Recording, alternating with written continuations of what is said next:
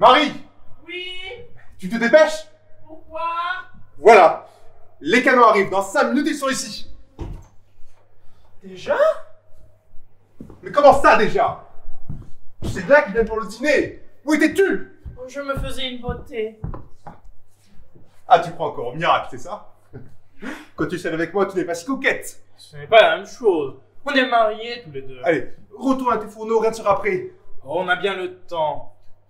Je suis sûr qu'ils mangeront que dans 1 heure. Je les connais, les gens du monde. Plus ils dînent tard, plus ils se croient intelligents. Mais combien sont-ils? Ah, tu le sais pas? Je sais que tu as la liste des invités, mais moi, je attends toujours pour mettre le couvert! Alors combien sont-ils? C'est vrai. Oh, tu aurais pu me la demander avant. On n'avait pourtant pas grand-chose à faire, tu te rends compte? J'ai oublié, voilà tout! Toute une semaine à rien faire, à préparer mais bon, tout seul, dans une île, à plus d'1 heure des côtes d'Angleterre, 2 vrais petits Robinson. On n'est pas tout seul! Il y a cette grande maison construite sur cette île! Combien ça a dû coûter? Tu te rends compte? Il paraît que le type qui s'est payé ça, un jour, il en a eu assez. Et alors il a tout vendu. Là, la maison, le jardin, les canaux automobiles. Il paraît que les Cléonymes, ils ont pu acheter et payer dans les 24 heures. Tiens, ta liste. Ah, merci. Alors, 8 personnes. Et mademoiselle Vera Clayton. Ça doit être la secrétaire des Onymes. Ah, je les aime pas, les secrétaires femmes. Elles sont encore plus antipathiques que les infirmières. Elles prennent des airs de grandes dames, elles font la roue, elles maltraitent les pauvres domestiques comme nous. Allez, va donc à ta cuisine te plaindre, s'il te plaît. Ma cuisine. Si c'était ma cuisine, elle serait pas si moderne. Je m'y perds dans tous ces fourneaux électriques. Attention. Je les entends, ils arrivent. Allez, file, tu es la cuisinière, oui ou non? Ce que tu peux être fier d'être le larbin. Je te laisse tout seul, n'aie pas peur. Au revoir, majordome.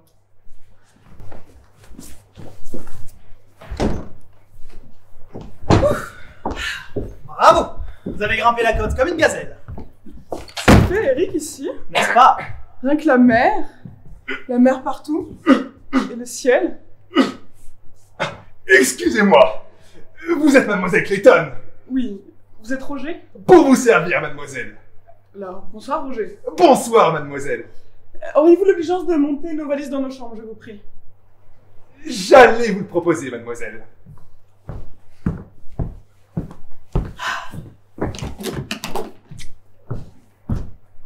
Vous êtes déjà venu ici? Non, jamais. Mais j'ai beaucoup entendu parler de cette petite maison perchée sur son île. Et qui vous en a parlé, monsieur et madame O'Neill? Non, mais c'est des amis à moi qu'on fait bâtir.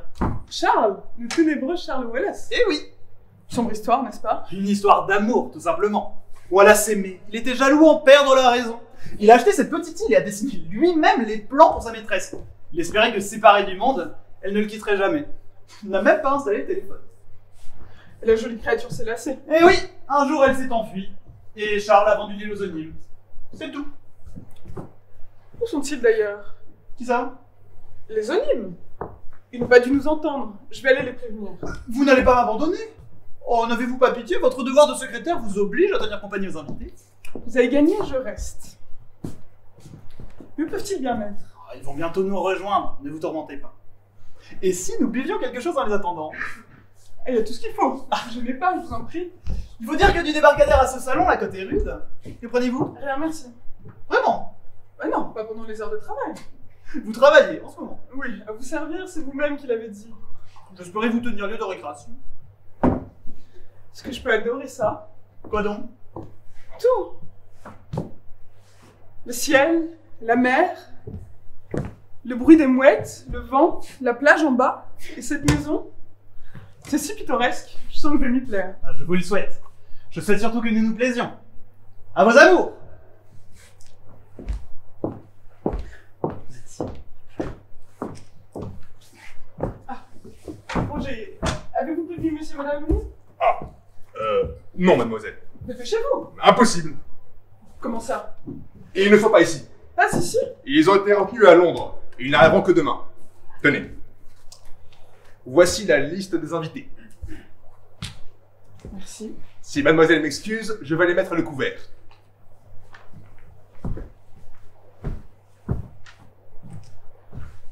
Mais c'est effroyable. Comment vais-je faire? Vous remplacerez la maîtresse de maison. Toute seule? Vous m'aiderez au moins. Je suis piètre intendant. Ah non, vous allez pas me laisser tomber. À vos ordres, je ne vous quitterai pas d'une semaine.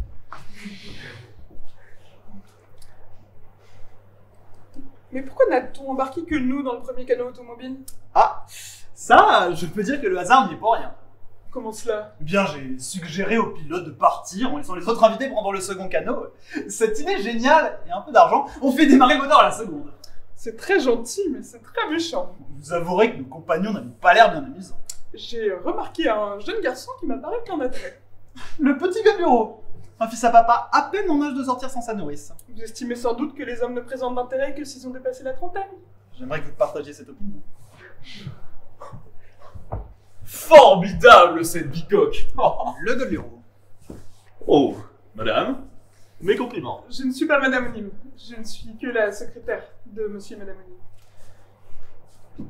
Madame Onim s'excuse, elle a été retenue à Londres et elle ne pourra être ici que demain. Oh, vous m'envoyez désolé. Capitaine Lombard. Martin, Tony Martin.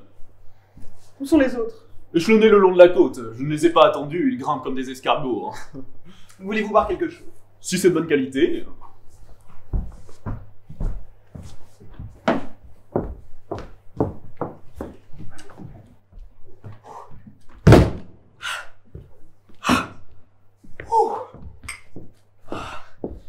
Mes hommages, madame. Je ne suis que la secrétaire de Madame Onim. Eh bien, mes hommages quand même. Monsieur et Madame Onim, à leur grand regret, ne pourront être ici que demain.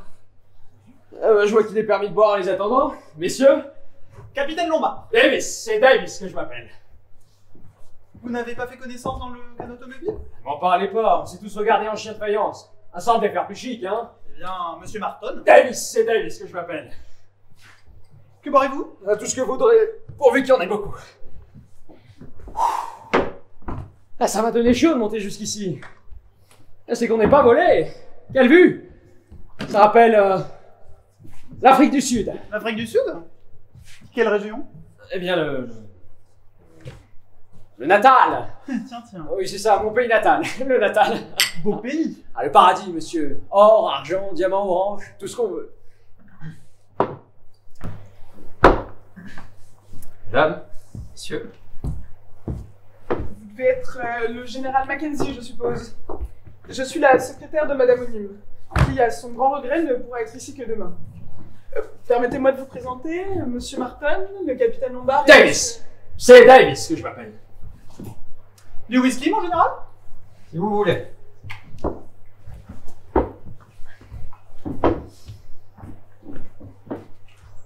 Vous êtes dans l'armée? J'étais capitaine d'infanterie coloniale. Et comme la guerre ne venait pas, je démissionne. Toujours un geste regrettable. Puis-je voir la maîtresse de maison, je vous prie? Vous devez être Mademoiselle Brent, je pense.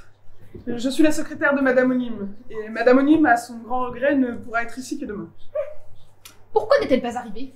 Je l'ignore. Curieuse manière de recevoir. Connaissez-vous ce monsieur? Personne ne nous a présentés. Alors, Monsieur Martin, le général Mackenzie, le capitaine Lombard et... Davis. C'est Davis que je m'appelle. Bah, posez donc votre valise. Je sais ce que j'ai à faire. Venez boire avec nous. De l'alcool? Jamais. Voulez-vous un sirop? C'est pour explorer la cave que vous vous êtes permis de partir sans nous, le premier canot? Je suis seule responsable, mademoiselle. Non, de toute façon, vraiment, le mal est fait. Mais la maîtresse de maison n'est pas ici pour recevoir ses invités. Je la remplace comme je peux. En nous filant sous le nez. Il y a tout de même des différences. Vous l'avez dit, je suis pas sûr que Madame Onim soit aussi bien balancée. Je suppose que Madame Onim aura été retenue par son mari. C'est d'une impolitesse. Quel procédé. Je voudrais voir ma chambre. Conduisez-moi, mon ami.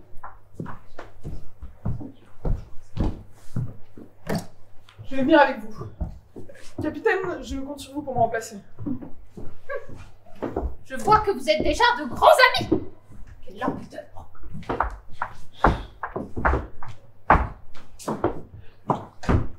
Ah, permettez-moi de me présenter. Capitaine Lombard. Nous autres ne sommes pas encore arrivés. Enchanté, monsieur, je suis le juge Malgrave. Nous étions en train de nous désaltérer. Souhaitez-vous être des nôtres? Avec plaisir. Bravo. Et venez donc. Vous n'êtes pas trop essoufflé, non? Davis! C'est Davis que je m'appelle. Ça, c'est de la baraque. Hein. Qu'est-ce qu'on va être tranquille? Très tranquille, en effet. Allez, buvez.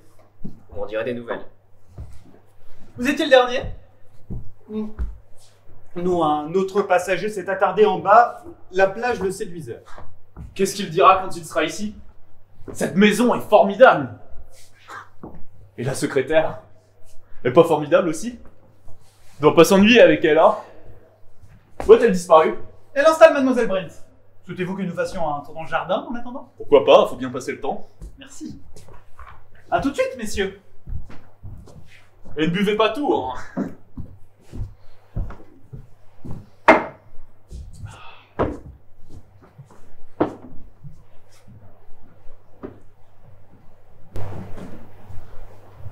Vous ne vous asseyez pas? C'est que je m'excuse, mais vous occupez mon fauteuil. Votre fauteuil, vous êtes de la famille. Oh non, non. Je ne suis même jamais venu ici. Mais à mon cercle, depuis 10 ans, mon fauteuil est installé près de la bibliothèque. Alors, comme je suis un vieux maniaque, depuis partout où je vais, je préfère m'installer près de la bibliothèque. Excusez-moi, je vais vous paraître un peu ridicule. Oh, pas du tout, pas du tout. Nous avons tous nos petites manies. Je vous en prie. Vous êtes trop bon.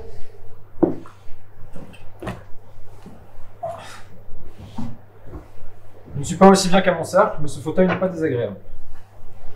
Entre nous, je ne sais vraiment pas pourquoi on m'a invité. C'est la première fois que cela m'arrive depuis 4 ans. Je suis très touché. Très touché. Vraiment.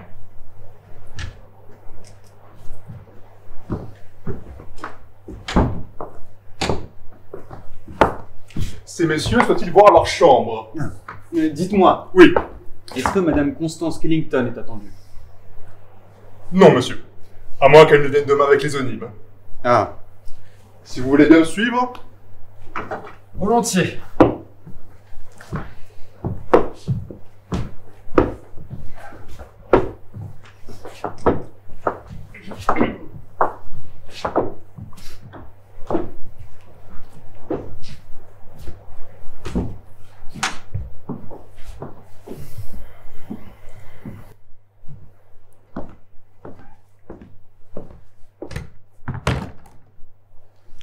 Pardon, vous attendiez ici depuis longtemps? Davis! C'est Davis que je m'appelle. Lewis. Lewis? Le docteur Lewis? Eh oui, Je vous ai bien reconnu, hein? oui. Mais vous n'êtes pas un de mes patients, je ne vous aurais pas oublié. Non, nous nous sommes vus au tribunal. Vous venez témoigner. Vous êtes dans la magistrature? Mais non, mais je viens des colonies. Mais tous les procès-là, la patrie m'intéresse. N'est-ce pas normal? Si, si. Vous ne buvez rien. Non, non, merci. Vous n'êtes pas comme moi. C'est qu'on est rudement bien ici, hein? Vous parlez d'un palace? Oui. Et avec le calme en plus. Le calme? Peut-être pas pour tout le monde. Pour moi, certainement. C'est le calme idéal pour détendre les nerfs. Je suis un spécialiste des nerfs. Je sais. Assez réputé, même. Dites-moi, docteur, je ne vous ai pas vu dans le train. Vous êtes venu jusqu'au bord de mer en auto? En auto, oui. Vous avez réussi à garer votre voiture? Sans problème. Vous avez fait de la vitesse? Non, non. Jamais. C'est très mauvais pour la santé. Par contre, sur la route, j'ai été dépassé par un petit imbécile qui roulait comme un fou. Un peu plus, il m'envoyait dans le fossé. C'est lui qui aurait dû finir dedans, pas vrai? C'est tout ce que ça mérite, ces jeunesses-là. Excusez-moi, je dois aller saluer Monsieur O'Neill. Patron? Il n'est pas là.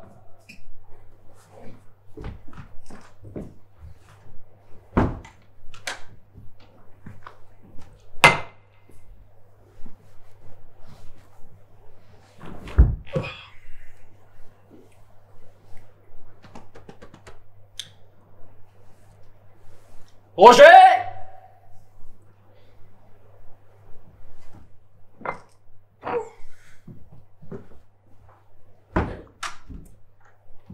Monsieur m'a appelé. Oui. À quelle heure est-ce qu'on bouffe? On dîne à 8h30, monsieur. Oh, pardon. Mes excuses, monsieur le baron. Il n'y a pas de mal, monsieur. Bonne planque ici, hein?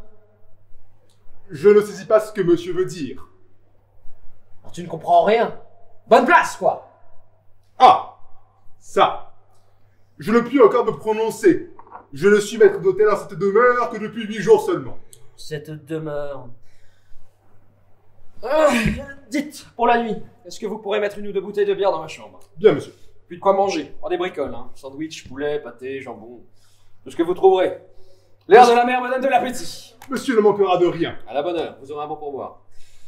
Où est ma chambre? Suivez-moi. Je la trouverai bien tout seul. Premier étage. Deuxième porte à gauche. Très bien. Si les autres me cherchent, dites-leur que je suis allé faire un bain de toilette. J'oubliais.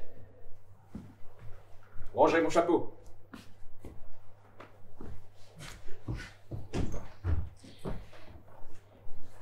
Appelez ça un chapeau. C'est une casquette, ça.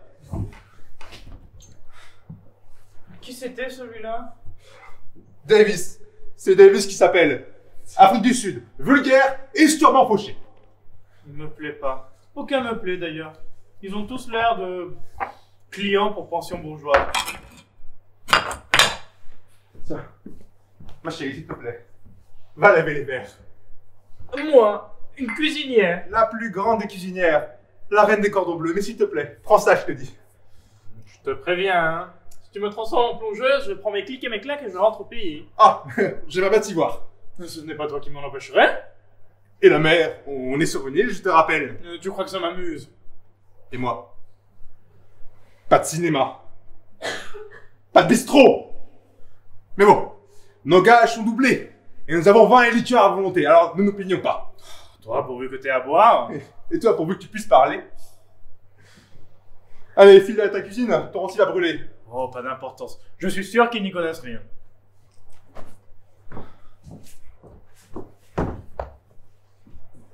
Pourrons-nous bientôt dîner? Quand vous voudrez, mademoiselle. Dès que tout le monde sera descendu. Je connais bien ça, ce n'est sûrement pas pour bientôt.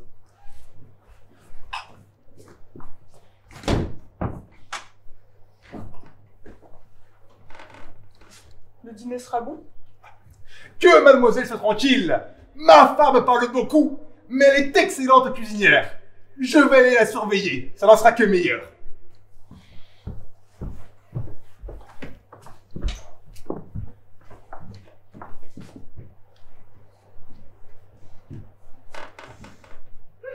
Charmante soirée, n'est-ce pas? Cette robe ne vous gêne pas? Non. Pourquoi? Vous n'avez pas l'impression d'être nue? Je vous fais cette remarque parce qu'une femme comme celle qui nous reçoit ne se féliciterait sûrement pas de voir sa secrétaire aussi peu vêtue qu'une danseuse. Vous donnez à guichet tous ces messieurs? Il suffira peut-être de n'en intéresser qu'un. C'est d'une légèreté. Si vous avez des visées de ce genre, je vous préviens, vous ne garderez pas longtemps votre place. À moins que les plus intéressés ne soient Monsieur O'Neill. Dispense de tenir des propos aussi inconvenants. Excusez-moi, je me rendais pas compte que vous étiez aussi pudibonde. La jeunesse d'aujourd'hui est d'une indécence qui me révolte, voilà tout. Est-elle si indécente? Que vous faut-il? Ces robes décolletées jusqu'à la taille? Cette manière de se vautrer tout nu sur les plages? Bord de soleil, dis-donc. Prétexte, laissez aller lubrique. Et on se tutoie, on boit des cocktails, on ne fiche rien. La jeune, regardez la jeunesse d'à présent, hein? Des inutiles, des vauriens. Regardez, ce marteau, à quoi sert-il, hein? Et ce capitaine Lombard. Le capitaine Lombard a déjà fait une très belle carrière. Un aventurier, le néant comme les autres. Dis plutôt que vous détestez la jeunesse. Et pourquoi l'aimerais, s'il vous plaît? Elle vous apporterait tout ce qu'il vous manque. C'est d'une insolence. Excusez-moi, je dis ce que je pense. Eh bien moi, je trouve que tout ce dévergondage met le monde à sa perte. Quel chipir. Pardon?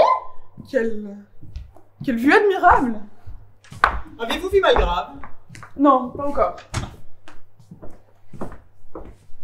Enchanté, Docteur Lewis. Capitaine Lombard. Mademoiselle Clayton, le docteur Lewis. Ne trouvez-vous pas qu'il a l'air un peu d'une tortue, ce Malgrave? Comme tous les juges, à cause de leur façon de piquer la tête en avant. Je ne savais pas qu'il était juge. Plutôt deux fois qu'une. Il a dû envoyer à la mort un peu plus d'innocent que n'importe quel magistrat d'Angleterre. Quoi, vous ne croyez pas? Si, mais lui ne vous croirait sûrement pas. Mademoiselle Clayton, permettez-moi de vous présenter le juge Malgrave. Monsieur? Monsieur? Puisqu'on ne daigne pas me présenter, je me permets de me rappeler votre souvenir. Ah mais oui, bien sûr, vous devez être Mademoiselle Brent. Oh, c'est vrai, vous vous souvenez? Bon, dans ce cas, puis-je vous demander quelque chose? Je suis à votre disposition. Pas ici. Sur les terrasses, voulez-vous?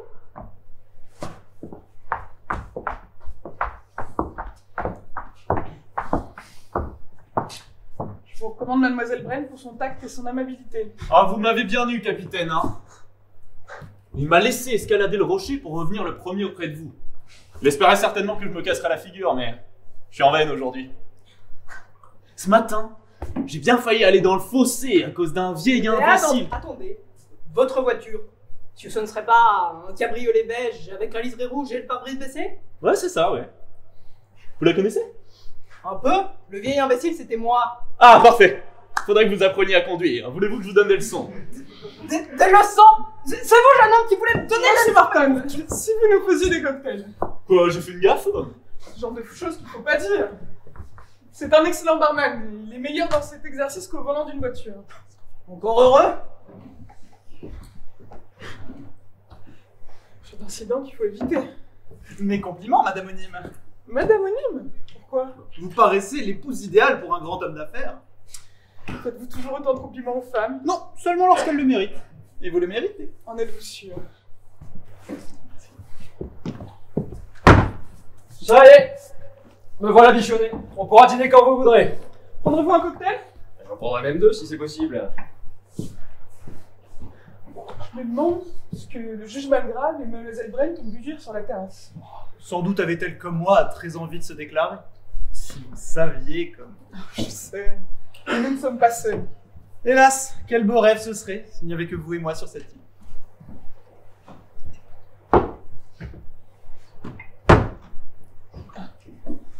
Monsieur le général, vous n'avez manqué de rien? Non, l'eau est aussi chaude qu'à mon cercle, c'est tout ce qu'il me faut. Merci. Un cocktail? Non merci. Vous n'allez pas me le refuser. Il y a bien d'autres personnes à servir avant moi. Je trouve qu'il n'y a que vous d'intéressante ici. N'est-ce pas de votre avis? Vous vous oubliez, cher monsieur. Alors allez pas, je parlais des femmes. Pourquoi ne faites-vous pas la cour à Mademoiselle Brent? Très peu pour moi, je vous la laisse. Sérieusement, vous me plaisez. En retour, je vous emmène dans ma voiture, ça vous va? Trop tard. Mademoiselle Clayton a déjà organisé son voyage. C'est vrai ça? Mais je... Je comprends. Le capitaine Lombard vous a déjà mis le grappin dessus. Et là, vous pourriez surveiller votre façon de parler. Ça vous vexe? Eh bien, regardez-la bien, parce que j'ai mes chances, moi aussi. Je vous dispense de vos mufles. Venez par là. Regardez ces petits soldats. Ils vivent en parfaite harmonie. Vous devriez prendre exemple sur eux. Qu'est-ce qu'ils font là? Ils illustrent la chanson. Tous ici, nous avons chanté ces couplets quand nous étions enfants. 10 petits soldats s'en furent soupés, l'un d'eux but à s'en étouffer, il n'en resta plus que 9. Si, mais... L'air, c'était quelque chose comme... 9 petits soldats veillèrent jusqu'à très tard. L'un d'eux dormit plus que sa part, n'en resta plus que 8. 8 petits soldats planèrent de ci, de là. Loin des autres, l'un s'égara, n'en resta plus que 7. 7 petits soldats débitaient du petit bois. En 2 moitiés, l'un se coupa, n'en resta plus que 6. 6 petits soldats s'amusaient au rucher. Par une abeille, l'un fut piqué, n'en resta plus que 5. 5 petits soldats étudiaient le droit. L'un d'eux fut nommé magistrat, n'en resta plus que 4. 4 petits soldats prenaient un bain. De gros poissons gobèrent, là n'en resta plus que 3. 3 petits soldats visitaient le zoo. Un lion pilant dans ses crocs, n'en resta plus que 2. 2 petits soldats se chauffaient au soleil. L'un d'eux grilla jusqu'aux orteils, n'en resta donc plus qu'un. Un petit soldat se trouva solitaire. Il alla se pendre, quelle misère! N'en resta plus aucun! Bravo. Silence! Silence, je vous prie! Au nom de Dieu et des hommes, je vous accuse, mesdames, messieurs, d'avoir commis les crimes suivants. Docteur Lewis, vous avez causé la mort de Jeanne Carrel. Général Mackenzie, vous avez fait tuer l'amant de votre femme, Emily Brent. Vous êtes responsable de la mort de Béatrice Taylor. William Blore, à cause de vous, Jack Simpson est mort. Vera Clayton, vous avez tué Pierre McNeil. Philippe Lombard, par votre faute, 20 indigènes de l'Afrique du Sud ne sont pas revenus d'une expédition dans le désert. Tony Marton, c'est vous qui avez assassiné les jeunes Campbell. Roger, vous avez organisé avec votre femme Marie le meurtre de votre patronne, Madame Brady. Enfin, Malgrave, vous êtes responsable de la mort de George Harper. Mesdames, messieurs, c'est tout ce que j'avais à vous dire. Ça ne suffit pas.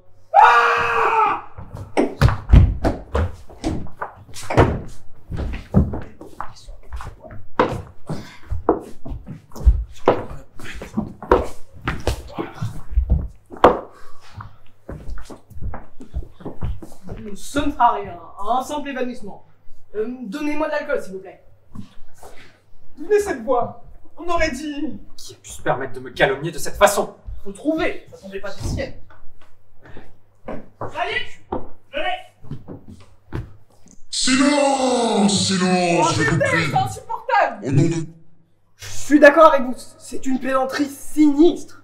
Croyez-vous que ce soit simplement une plaisanterie? Qu'est-ce que ça pourrait être d'autre? Je me le demande. Voici le coupable. Et qui a fait marcher ce disque? C'est à nous de le chercher. Marie!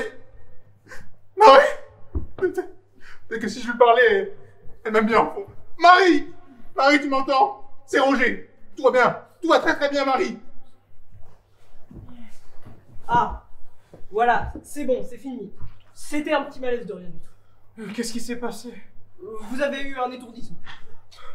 C'est cette voix, comme au jugement dernier. Et elle a dit que Roger et moi... De l'alcool, vite!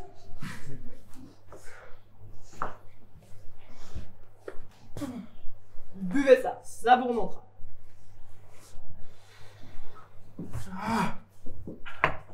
Ah, vous êtes bien aimable. C'est cette voix, je vous dis, elle m'a saisi. On m'a provoqué! Qui s'est permis de telles attaques? Calmez-vous, mon général. C'est à nous de chercher. Voyons. Quelqu'un a forcément mis ce disque sur le gramophone. C'est vous, n'est-ce pas?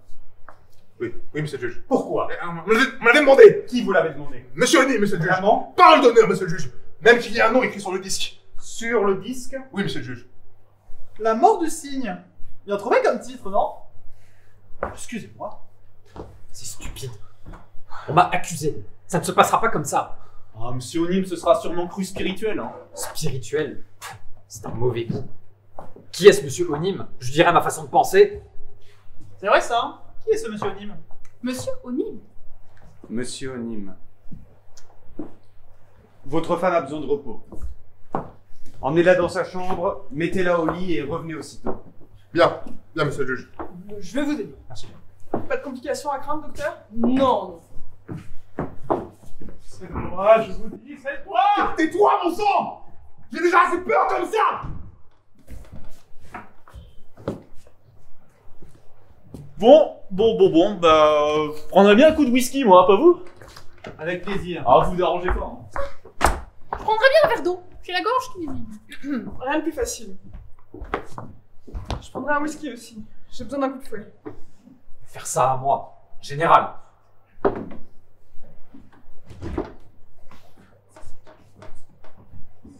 Et elle passera une bonne nuit, je lui ai donné un câble.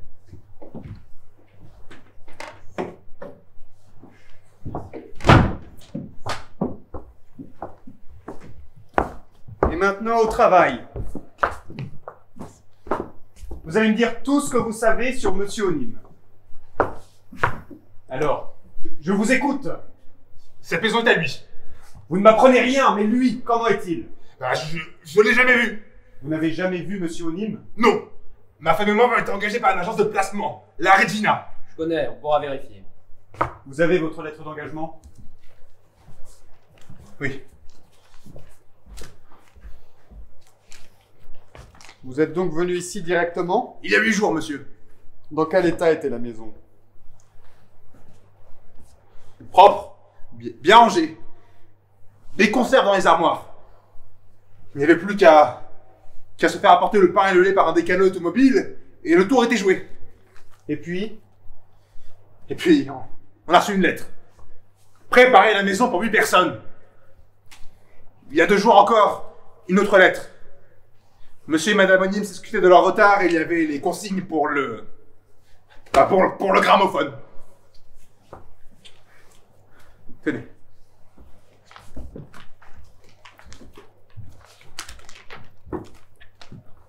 Papier en tête du Ritz. Tapez à la machine. Arrêtez.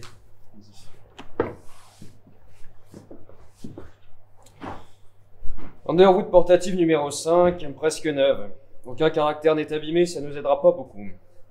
Impossible de lire les empreintes digitales, trop de monde a tripoté cette lettre. Ma parole, on dirait un véritable détective professionnel. Vous avez vu la signature? Azincourt, noble méronyme. Qu'est-ce qu'on a dû se moquer de lui à l'école quand il était gosse? Je vous remercie, Monsieur Marton, d'avoir porté à notre attention ce détail qui aura peut-être son importance.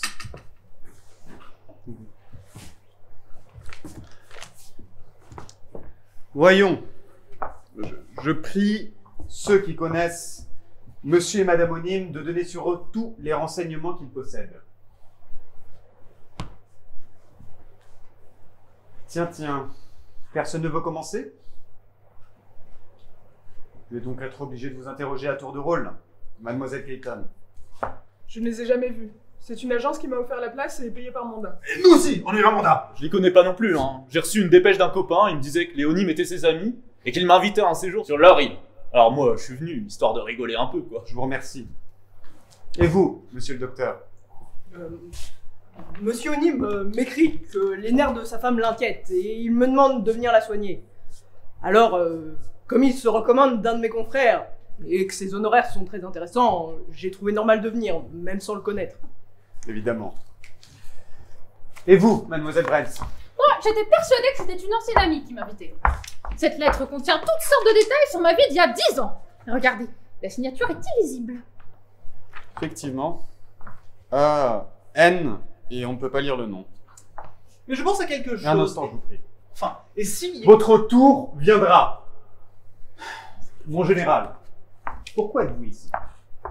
Invité par lettre, signé Annabella Nathalie O'Neill. Elle me parlait de vieux amis que je devais rencontrer dans son île. Si j'avais su... Moi aussi, je pensais rencontrer une cousine, Constance Kellington. Et vous? Même cas, amis communs.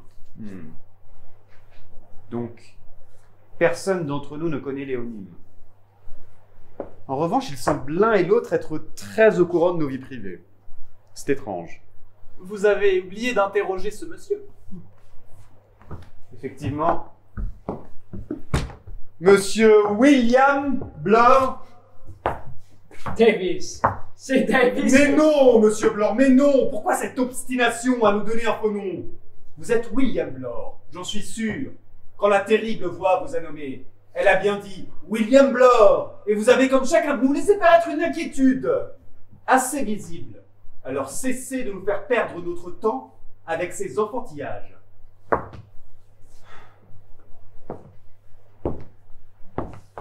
D'accord. Je suis Blore. Et ensuite? Ensuite, vous avez dit que vous veniez du Natal. Je n'en crois pas un mot. Je connais l'Afrique du Sud et le Natal comme ma poche, et je jurerais que vous n'y avez jamais mis les pieds.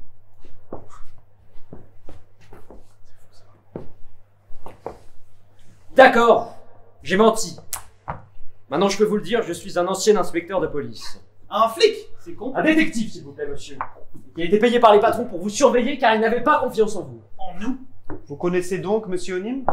Non, j'ai été payé par mandat.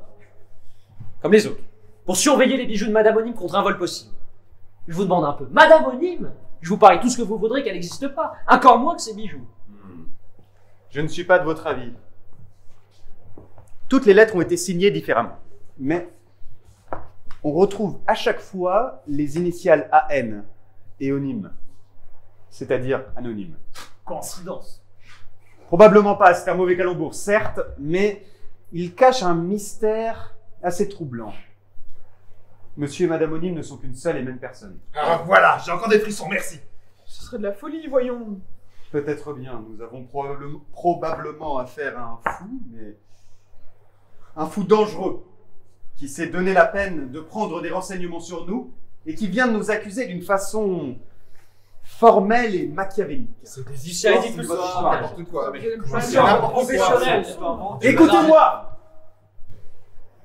Notre hôte anonyme, si j'en juge par mon propre cas, n'est pas tout à fait aussi mal renseigné que vous semblez le dire. Il prétend que je suis responsable de la mort de George Harper.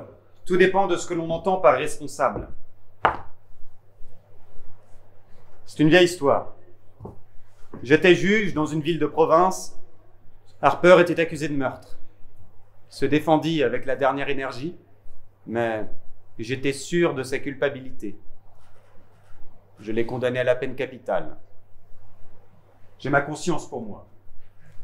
Mais vous connaissiez l'accusé personnellement? Non, non. Il n'a pas l'air très convaincu. Vous avez raison. De toute manière, cet Onim est complètement fou.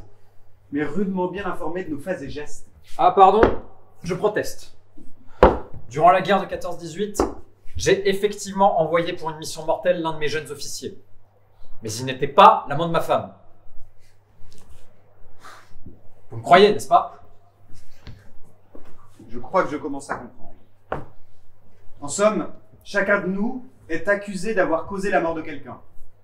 Mais chacun de nous est également capable d'expliquer qu'en réalité, il n'est pas coupable. C'est bien cela. Ça, exactement. Parfaitement. Si j'ai carambolé les deux gosses Campbell, c'est qu'ils ont couru en sortant de leur maison. Ils se sont jetés sous ma voiture, il n'y a pas moyen de freiner. C'est tout de même pas ma faute. Vous deviez encore rouler à toute allure. Et quelle a été votre punition pour cet accident? On m'a retiré mon permis pendant 1 an. Ça m'a assez gêné. C'est évidemment peu de choses pour avoir causé la mort de 2 enfants. Mais puisque je vous dis que je pouvais pas faire autrement, puis ça a été jugé, n'en parlons plus.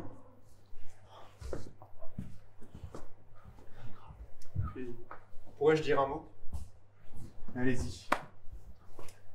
Le disque a fait mention de moi-même, de Marie et de Miss Brady.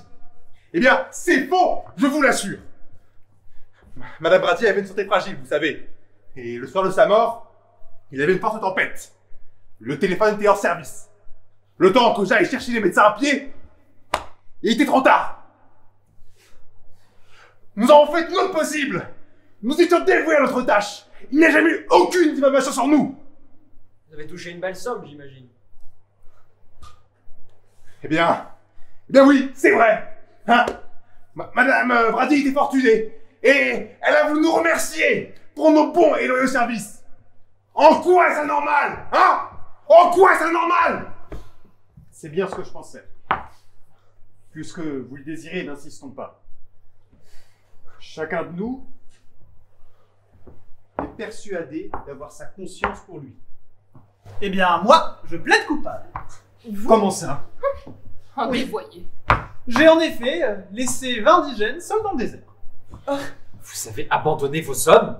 Oui, c'était pour moi une question de vie ou de mort, je n'ai pas hésité une seconde entre eux et moi. Mais enfin, ne me jugez pas trop vite. Faut savoir ce que certaines circonstances font de nous. Je suis certain qu'à ma place, vous auriez fait pareil. Vous me connaissez mal. Je propose qu'après cet aveu, nous suspendions notre enquête.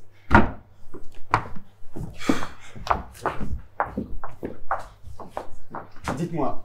Oui. C'est bien nous, et nous seuls, que Monsieur Onim a voulu réunir ici. Oui. Pourquoi? Voilà ce que je ne sais pas et qui m'inquiète. Je pense que vous êtes tous de mon avis. C'est-à-dire qu'il ne faut pas que nous restions 1 minute de plus ici. Oui, bien sûr. Roger, descendez nos valises. Mais mademoiselle, on ne pourra pas partir ce soir. Vous téléphonez. Et il n'y a pas de téléphone. Quand reviennent les canaux? Et demain matin, à 7h30. Un d'eux doit porter le pain et le lait pour petit déjeuner. Bravo, nous partirons donc demain matin. C'est entendu. Très bien. Je mènerai mon enquête de là-bas, ce sera moins dangereux. Mais beaucoup moins excitant. Sérieusement, elle vous déplaît cette histoire-là? On se croira en plein roman policier, j'adore ça moi. Les romans policiers sont bons à lire, pas à vivre. Est-ce que ça peut être pot au feu, un magistrat? Je vais vous le dire, moi, il me plaît votre Onim. Même s'il est fou, même s'il a une idée derrière la tête. Tenez, je bois à sa santé.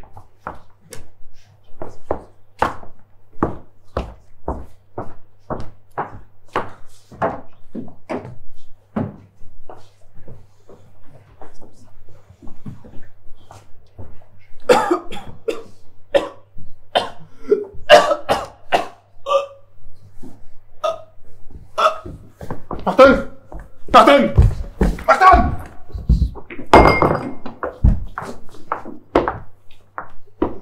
Mort? Mort? Il buvait trop. Ce sera étouffé? Non, non, on ne s'étouffe pas comme ça. Mes amis, ce garçon n'est pas mort de mort naturelle.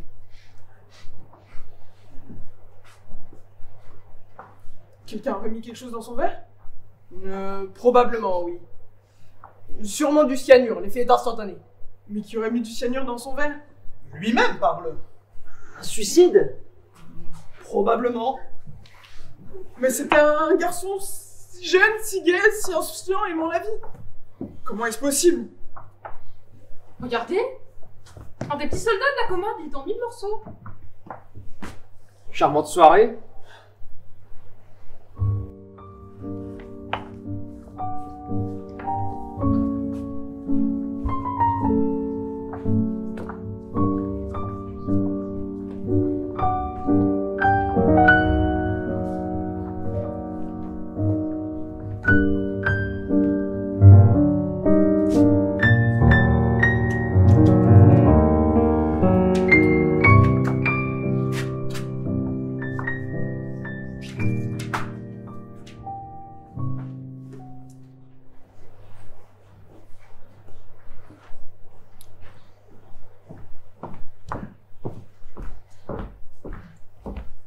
Alors? On ne voit rien venir. Pourtant, il est 8h30, les canaux devraient être arrivés. Pas même trace d'une barque sur la mer. Si les pêcheurs ne sortent pas, c'est qu'il va faire mauvais temps. Je le crains. Mais qu'il se dépêche alors. Et puis, pourquoi un des canons n'est-il pas resté ici? On y reprendra. Et si nous retournions vers le guet? Patience, sœur Anne, patience. Il y a 2 minutes, on ne voyait toujours que les mouettes tournoyer au ras de l'eau. Mais j'en ai assez, moi, d'attendre. Vous n'êtes pas le seul. Et Roger, où est-il? Que dit-il de ce retard? Il n'est pas descendu. Il n'a même pas préparé le petit déjeuner. Si vous voulez mon avis, il en a lourd sur la conscience. Vous avez remarqué la tête qu'il faisait hier soir? Parce que vous trouvez qu'il y avait de quoi rire? J'ai pas dormi de la nuit. Tout ça est tellement lugubre. Fait un pari? Au moins Roger et sa femme ont vraiment tué la vieille Brady. Vous le croyez aussi, n'est-ce pas? Et il tremblait comme une feuille. Un assassin parmi nous? C'est complet. Partons, partons vite. Je ne résisterai pas longtemps. Donc, et s'il avait foutu le camp? Mais comment? Il n'y a pas de bateau. C'est lui qui nous l'a dit, personne n'a vérifié. Il y en avait peut-être, il sera parti sans nous. Non, non, non. On n'aurait pas permis. Vous avez bien dormi, vous au moins, mon général? J'ai rêvé, oui. Un rêve étrange. Dites plutôt un J'ai cauchemar. rêvé de ma femme, de ma chère Leslie. Pardon. Excusez-moi. S'il pouvait venir. Qui? Le canot qui nous a amenés hier. Hier? C'était seulement hier? Moi aussi, il me semble que c'était il y a une éternité. La soirée était bien remplie, hein. Un phonographe qui vous sort des histoires à dormir debout, des gens qui vous invitent et gardent l'anonymat, un jeune garçon qui se suicide sans prévenir. Vous comprenez, ma Leslie, j'aurais voulu qu'elle reste, mais... Je comprends très bien.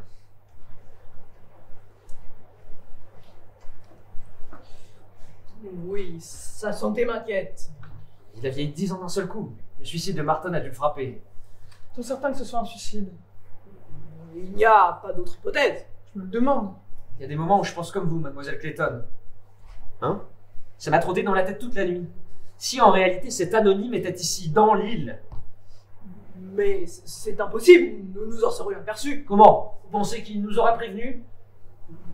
Nous l'aurions au moins vu mettre le seigneur dans le verre de Martin. Ça dépend, si ça se trouve, il avait tout préparé à l'avance et... Je sais pas, tout bien. Docteur! Que fasse-t-il? Docteur, c'est ma femme! Venez vite! Bon, encore des ennuis. Ça devient intenable, je veux partir tout de suite. Comment? À pied? Parce que vous pouvez m'agacer, vous. Oh, ne nous énervons pas. C'est Sinon, quelque nous sommes chose. perdus. Je sais pas, moi, trouvez. Je vous promets qu'aussitôt là-bas, j'avertirai la police. La police? Il faudrait bien les mettre au courant de ce suicide. Mais combien de temps allons-nous rester ici? Cloîtrés, isolés, prisonniers? C'est toi, Leslie? Approche, le tue. Vous m'avez appelé, général? Tiens, Leslie, viens plus près. Je suis Vera Clayton. Vera Clayton.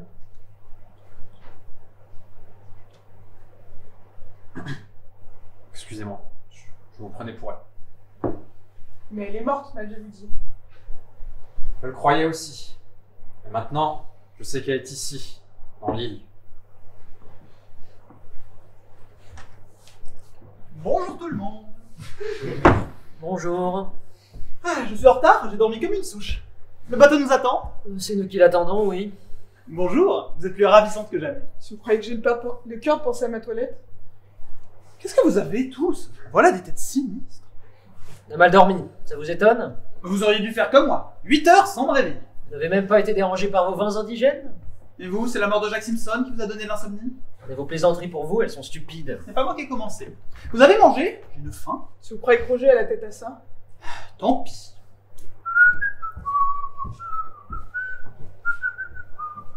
Tiens, mais... Mademoiselle Brent, hier soir, vous n'aviez ramassé les morceaux que d'un seul petit soldat. Oui, pourquoi? Il devrait donc en rester 9. Eh bien. Il n'y en a plus que 8. 8? Ça par exemple... C'est vrai. Comment cela se fait-il?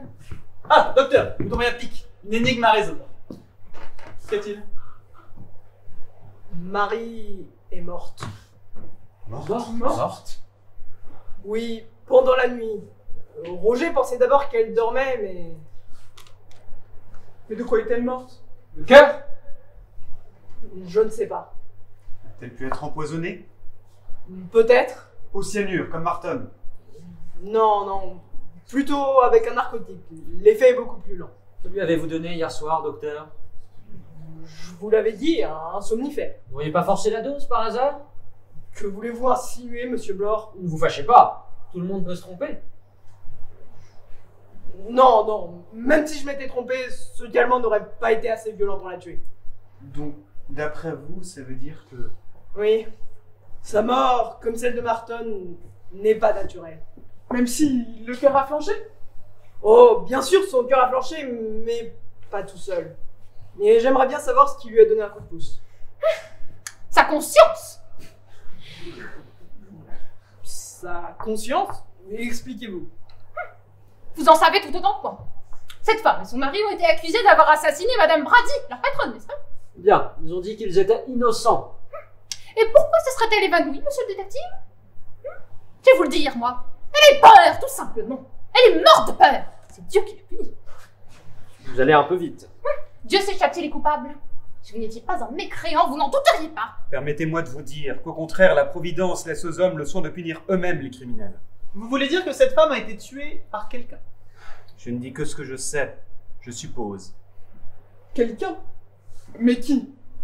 Il faut trouver, nous n'allons pas rester avec cette nouvelle angoisse flottant autour de nous. Vous en faites pas, j'ai une idée. Vous n'avez rien pris avant de se coucher? Non, rien. Vous en êtes sûr? Roger me l'avait certifié. Roger, nous y voilà. Et vous ne comprenez donc pas? Vous avez bien vu sa tête lors de l'évanouissement de sa femme. Il s'est dit qu'elle ne tiendrait pas le coup, qu'elle raconterait comment ils ont tué leur patronne. Alors hop, une bonne petite tasse de thé avec une pincée de quelque chose dedans. Bois ça, ma cocotte, ça te fera du bien. Et le tour est joué. On lave la tasse, et le lendemain on dit au brave docteur, mais non monsieur, elle n'a rien pris. Mais on est tranquille, la femme est morte. Plus de danger qu'elle parle. C'est impossible, voyons, sa propre femme. On voit bien que vous n'êtes pas marié. Il faut être passé par là pour savoir ce qu'on peut arriver à se faire entre époux.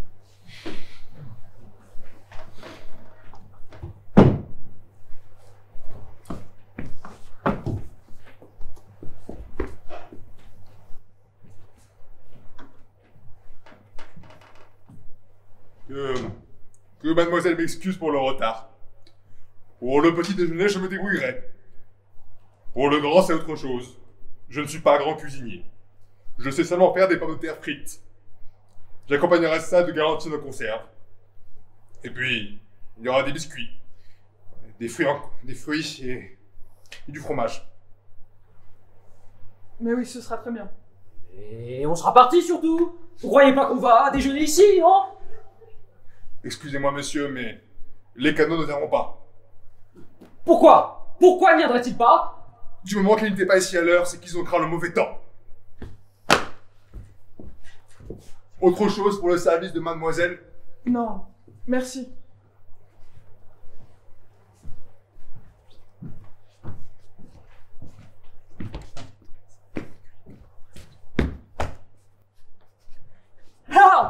pas lui qui a tué sa femme? Elle est à peine refroidie qu'il prépare cyniquement le déjeuner. Et puis il se moque pas mal que les canons ne puissent pas venir. Mais qu'est-ce qu'il en sait d'abord? Vous voyez pas qu'il est anéanti? Qu'il agit comme un automate? Je vous dis qu'il nous joue la comédie. Du calme. Ce qui est grave pour nous en ce moment, c'est que nous ne pouvons compter sur aucune aide extérieure. Il nous reste si peu de temps. Si peu de temps. Si peu de temps, pourquoi? Mais laissez-le. Il commence à m'agacer celui-là. Si peu de temps. Ne perdons pas en futilité. La mer n'est pas si mauvaise. Les canons n'avaient rien à craindre. Il y aura un grain, je vous le dis. Pas avant des heures. Je crains que le redoutable anonyme n'ait donné ordre aux pilotes de rester au port. Et nous ne pouvons rien faire? Mais si! Le fou qui a manigancé toute cette histoire se trouve dans l'île. J'en suis sûr. Cherchons-le et trouvons-le.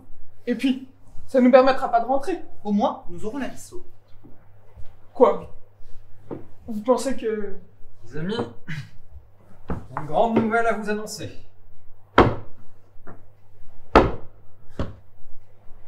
Nous allons tous mourir.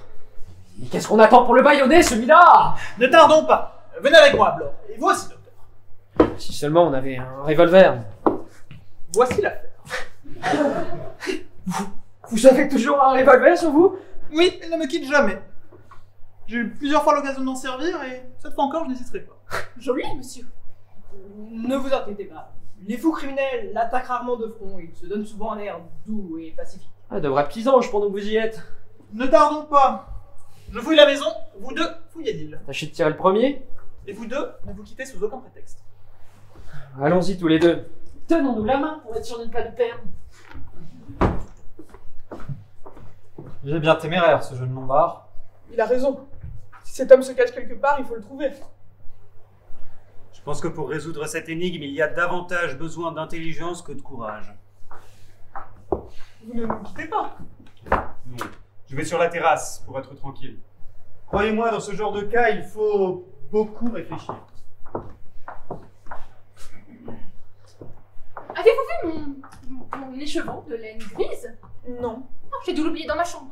Je vais vous le chercher. Non, ne vous inquiétez pas. Je le trouverai mieux moi-même. Puis je n'aime pas qu'on fouille dans mes affaires.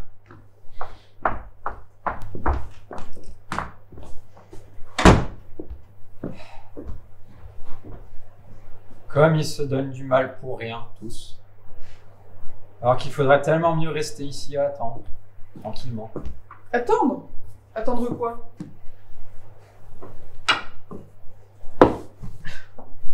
La faim, mon enfant. La faim pure et simple.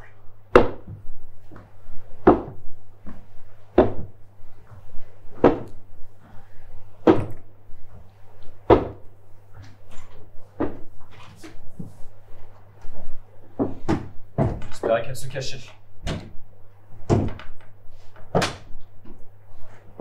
Qui ça? Ma Leslie. Vous seriez un tel plaisir à la connaître. Est-ce que j'ai pu l'aimer? Et voilà. J'aurais dû me méfier. J'avais 20 ans de plus qu'elle. Ce jeune officier traînait toujours chez nous. Il était drôle, sympathique. Leslie et lui parlaient de toutes sortes de choses, de livres, de musique. Et moi, je les écoutais. Quel imbécile. Est-ce que ça peut être bête, un vieux mari?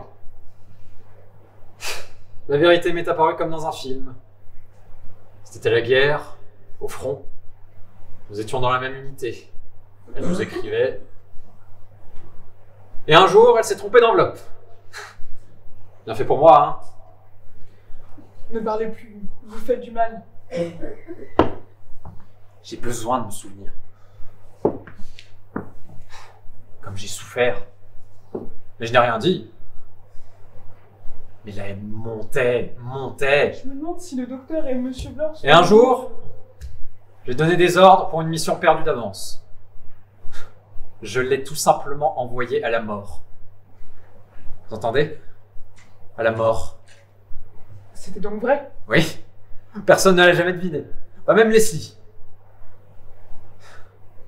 Pauvre petite. Elle a fini par se laisser mourir de chagrin. Parce que l'autre n'était plus là.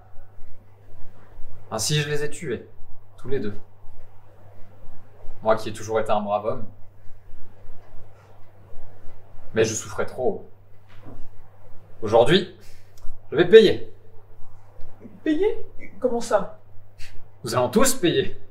Quel soulagement, n'est-ce pas? Mais je ne... Quoi? Ça vous dérange, vous, de mourir? Vous êtes insensé! Non, évidemment.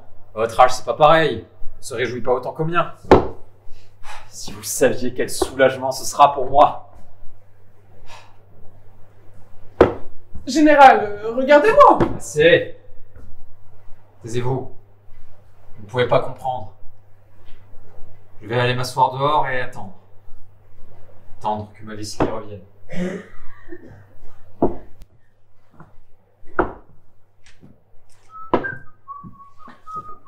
Capitaine! Oui? J'ai peur. Mais enfin, tout va pour le mieux. La maison ne renferme ni trappe secrète, ni couloir dissimulé. Et on ne signale pas de nouvelles victimes. Enfin, vous ne voyez pas que je suis à bout? En effet. Vous êtes blanche comme un linge. Prenons un verre, ça nous remontera. Prenons un verre? Il est 8 heures du matin! Il y a 2 morts! Celui-là est devenu fou! Nous sommes tous accusés de meurtre! Et vous voulez prendre un verre? Pourquoi s'en faire puisqu'on peut boire? Excusez-moi, je ne voulais pas vous contrarier. Vous êtes bien énervé. Vous m'appelez et l'instant d'après, vous ne pouvez plus me supporter. Vous devrez... Arrêtez avec vos conseils. Vous êtes qu'un raté. Un aventurier. Oh, vous m'insultez en plus. Je vous pardonne, Vera. Et m'appelez pas Vera. Pourtant, hier soir, vous aviez... Eh ben, je vous permets plus, voilà tout. Vous êtes vraiment fâché? Combien de fois faut vous dire les choses?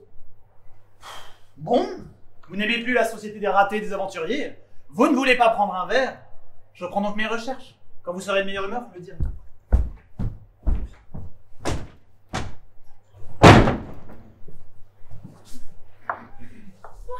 Parce que ce garçon peut être désagréable. Et vous êtes souffrante. Le général m'inquiète. Je le crois très atteint. Il faut le distraire. Alors, mon général, on regarde les jolis oiseaux? On attend le petit matin? Bon, désagréable en plus. Tant pis pour lui. Il recevra comme les autres le châtiment de ses péchés. Dieu est auprès de nous. Dieu est partout! Supplie, arrêtez avec vos imprécations. Vous n'avez pas entendu hier soir? Il a envoyé à la mort un jeune officier. C'est honteux. Qu'en savez-vous? La voix nous l'a dit. La voix vous a bien rendu responsable de la mort d'une certaine Béatrice Taylor. Vous n'en croyez rien, j'espère. Une domestique hypocrite, sans moralité. Savez-vous ce qu'elle avait fait? Comment le saurais-je? Elle était devenue enceinte, ma chère. Eh bien, vous ne comprenez pas? Enceinte! Sans être mariée! Chez moi, une jeune fille de 17 ans. Heureusement que j'ai agi. De quelle façon? Je l'ai sermonné d'importance.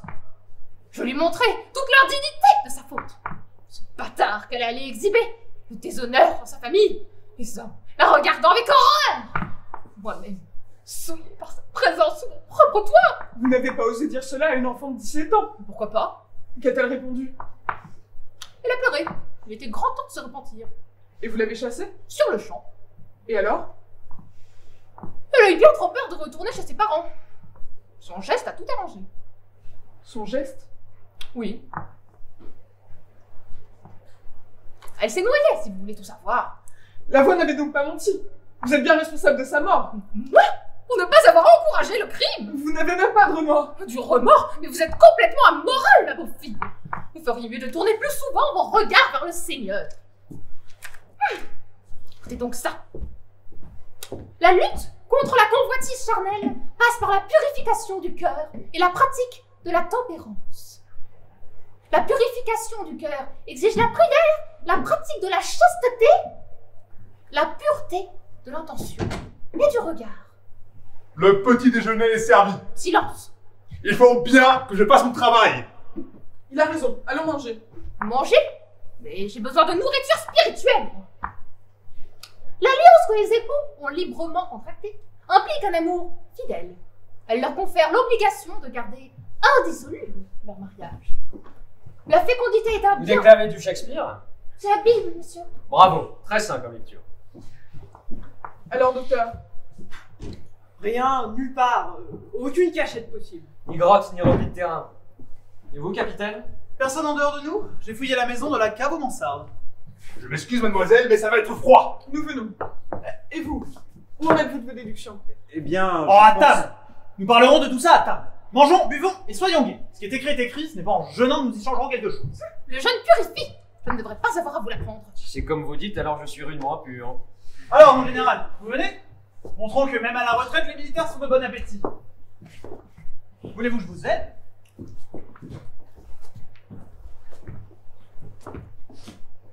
Le général a été poignardé. Quoi? Vous êtes macabre, on ne plaisante pas avec ces choses-là. Non, le capitaine Lombard a dit la vérité. Mackenzie est mort. C'est impossible. Il n'y a que nous dans l'île. On a cherché partout. Sauf ici. Comment ça, ici? Dans cette pièce. Or, il n'y a qu'un seul endroit où l'assassin puisse rester avec une certaine chance de n'être pas découvert. Je le répète, c'est dans cette pièce. Vous êtes en train de dire que... Oui, Monsieur Blore. A.N. Onim ne peut être que l'un de nous.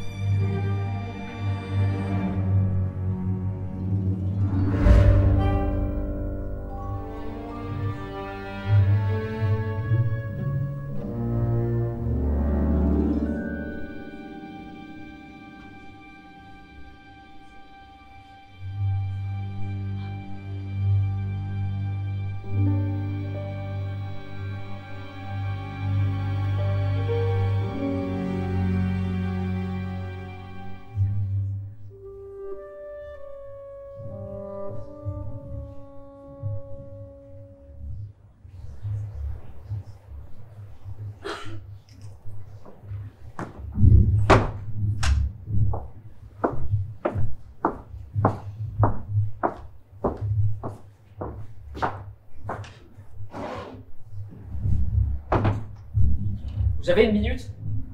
J'ai tout mon temps, pourquoi? Je voudrais profiter de ce que nous sommes seuls. Je suis de votre avis, vous savez. À quel propos? L'assassin est l'un de nous. Évidemment. Et je devine qui c'est. Vous auriez pu le dire plus tôt. Vous ne vous en doutez pas? J'hésite. Vous vous rappelez l'affaire Stencil? De bons vieux, retrouvés assommés chez eux à coups de hache. Ils n'avaient auprès d'eux que leur fille.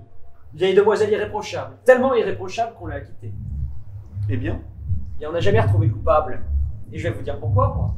C'est la vieille fille, pieuse, charitable et tout, qui avait fait le coup. Tiens, vous soupçonnez donc Mademoiselle Brent? Comment? Elle est folle alliée. Une mystique, ce sont les plus dangereuses. Et puis vous n'avez pas remarqué, elle est la seule à n'avoir jamais peur. Et forcément, elle ne craint rien. Et je vous dis qu'il faut nous méfier. Attention. Voici du café. Il nous remontera un peu. Quel vent, quelle pluie!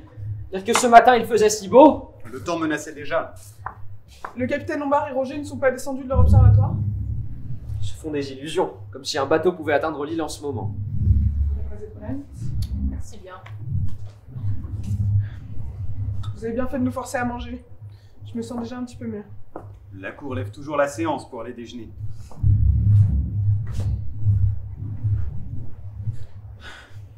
On vit dans un tel cauchemar.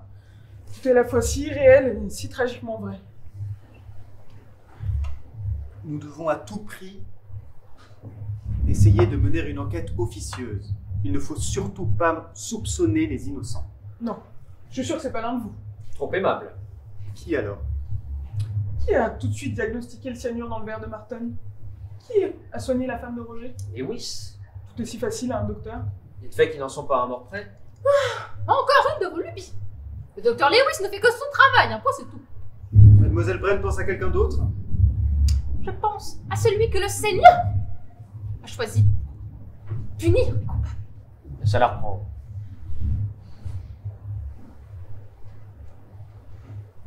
Et si c'était Roger? Roger? Vous l'avez bien entendu. Ses explications embarrassées pendant qu'il nous servait à propos de la pauvre Madame Brady. Sa femme et lui l'ont certainement tué. Là-dessus, il n'y a aucun doute. Mais non. Roger est dévasté. Et il n'aurait jamais eu l'imagination de combiner une aussi effroyable mise en scène. Voyez, Alex.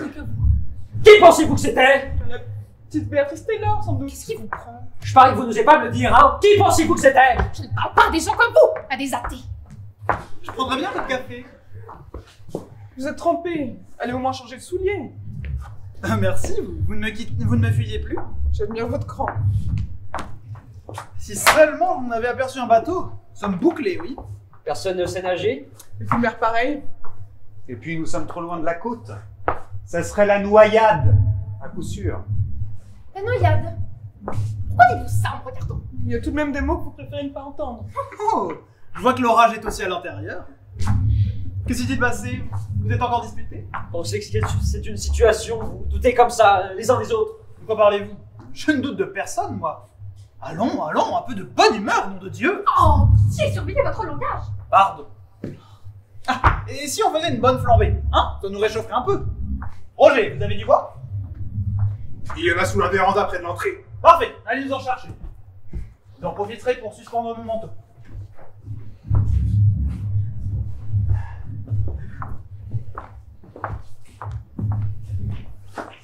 Excusez-moi, messieurs, dames.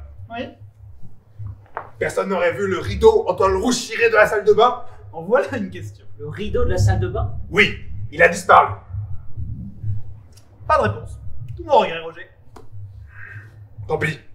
Je trouvais ça drôle. Comme tout ce qui se passe ici. Est-ce que vous trouvez ça drôle, vous?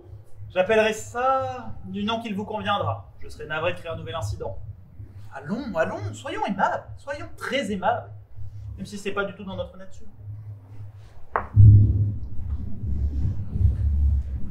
Je vais aller couper le bois.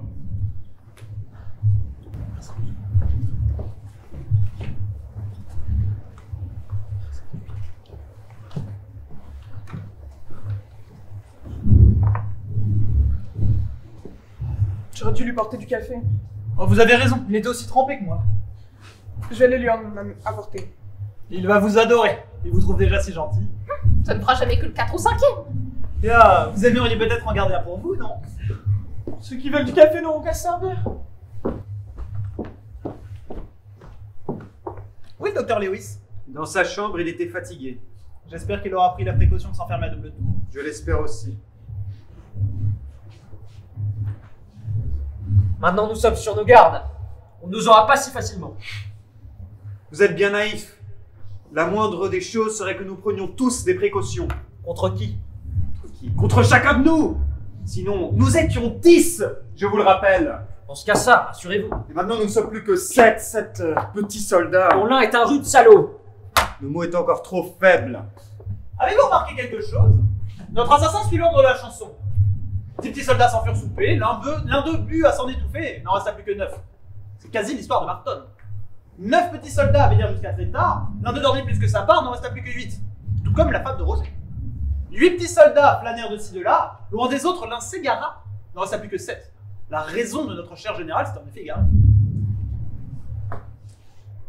7 petits soldats adaptés du petit bois, pour de moitié l'un se coupa, il n'en resta que 6. Logiquement, on devrait s'attendre à un coup de hache. Je n'aime pas ça. Je n'aime pas que vous parliez de ça en riant. Une hache. Attendez, mais Roger, il coupe du bois. Viens. Oh, j'ai si peur.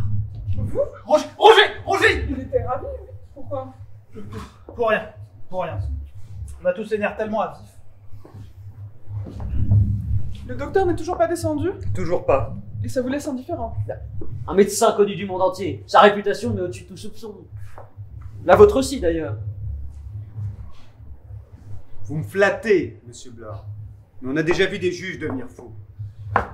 Des médecins aussi, d'ailleurs. Surtout des aliénistes. Sans compter les policiers. Vous n'allez pas me mettre dans le coup, non? Au point où nous en sommes. Eh ben moi je préfère voir le docteur ici, et non dans sa chambre. Qui va le chercher? Présent. Vous lui porterez du café, ce sera un prétexte. Et vous en profiterez pour vous changer. S'il refuse de vous ouvrir, il n'a rien à craindre de moi. Pour avoir peur de votre revolver. À ce propos, il faut que je vous en parle. J'y vais, moi. Permettez, je suis maladroit, mais pas au point de renverser une tasse dans les escaliers. J'ai quelque chose à faire dans ma chambre. Allez-y, tous les deux. Suivez-moi, mademoiselle Briggs. Demandez au Seigneur qu'il vous protège.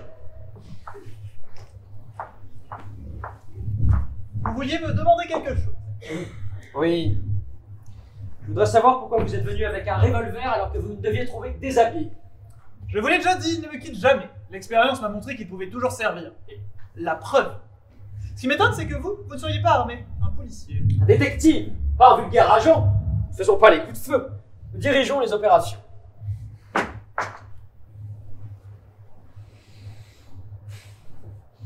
C'est vous, hein? Pardon? Allez, à vous, on te laissera tranquille. Vous vous croyez dans un commissariat de police? Je te dis que c'est toi. Oui, vous y mettez beaucoup de conviction. Il y a ça qui ne trompe jamais. Vous soupçonnez tout le monde, vous finirez bien par gagner. C'est de finasser. Vous n'avez pas apporté ce revolver par hasard. Ah, ça, c'est une autre histoire. Alors? Mes compliments, vous avez un certain flair. En effet, dans la lettre qui me priait de venir, on me faisait l'honneur de m'avertir qu'il y aurait du danger. Étant un homme réputé courageux, je ne me laisserai certainement pas impressionner. Mais pourquoi êtes-vous venu d'abord? Moi, à votre place, je me serais dégonflé. Et tout le monde en aurait fait autant. L'attrait du danger? Je n'ai rien à regretter. C'est bien vague comme explication. Sachez aussi que je suis très curieux de nature. Curiosité peut avoir des conséquences terribles. Nous verrons. Vous êtes rudement calme. Il n'est pas donné à tout le monde d'être aussi peureux que vous, monsieur Blore. Et maintenant, allez vous changer. Vous allez prendre froid. Très bien. Ne serait-ce que pour apaiser votre inquiétude maternelle. Il est cousu de fil blanc, son histoire. D'abord, pourquoi n'a-t-il rien dit hier? Il attendait peut-être que le danger se précise. Il est servi. Et Onim l'a attrapé comme chacun d'entre nous. Chacun avec la patte qui lui convenait. Maintenant, il est dans la souricière lui aussi. Il est prêt comme un rat. Je vous dis que ce gars est suspect. Rien ne vous autorise Ah, arrêtez-vous. Vous avez le béguin. Alors impossible de parler objectivement. Il faut partir. Il faut partir tout de suite. Après, il sera trop tard. Non. Ils n'ont pas le proche. Qu'est-ce que vous avez tous à me regarder comme ça? Voyons, monsieur le docteur. Vous devriez le savoir et vous le preniez que si nous nous laissons dominer par nos nerfs. Je sais bien, oui, mais je suis épuisé. Je suis à cran. Vous ne venez donc pas de dormir? À peine avais-je essayé de fermer les yeux que tout s'est mis à tourner autour de moi. L'hôpital, la salle d'opération, le couteau sous la gorge. Sans doute. Et vous ça ne vous arrive jamais de rêver que vous êtes en tribunal en train de condamner quelqu'un à mort? George Harper, par exemple? Jamais! Harper avait tué. Le jury voulait l'acquitter, mais j'étais là, moi. Et il n'a pas échappé à son châtiment. Regardez, les petits soldats. Il en manque un? Il en manque deux. Deux? Roger Lombard! Non. Pas lui! Pas lui! Roger! Qu'y a-t-il? Vous n'avez pas vu Roger? Non, pourquoi? Les petits soldats. Il en manque deux. Deux? Depuis quand? Nous n'avons même pas eu l'intelligence de surveiller ces petits soldats. C'est le docteur Lewis qui s'est aperçu en premier de cette double disparition. Parce qu'il s'est approché de la commode. Vous n'allez tout de même pas m'accuser. Peu importe, c'est pas dans deux figurines qui mentent. On va commencer à établir des théories. Alors? Roger, à coup de hache, Sommet? tu es net. Comme dans la chanson. On devrait tirer un ce coupable. Calmez-vous, ne vous inquiétez pas, soyez raisonnable. La chanson ne peut plus servir. 5e couplet, 6 petits soldats s'amusaient au rucher, par une abeille il en fut piqué. Il n'y a pas de ruche. Tout va très bien se passer, vous allez voir. Calmez-vous, respirez. Mais pourtant, les petits soldats ne restent que ça. Où est mademoiselle Brent? Encore en train de préparer un mauvais coup, celle-là. Cette fois, nous n'allons pas la laisser agir. J'espère que vous êtes convaincus. Si seulement vous m'aviez écouté plus tôt, on n'en serait pas là. Les autres ont...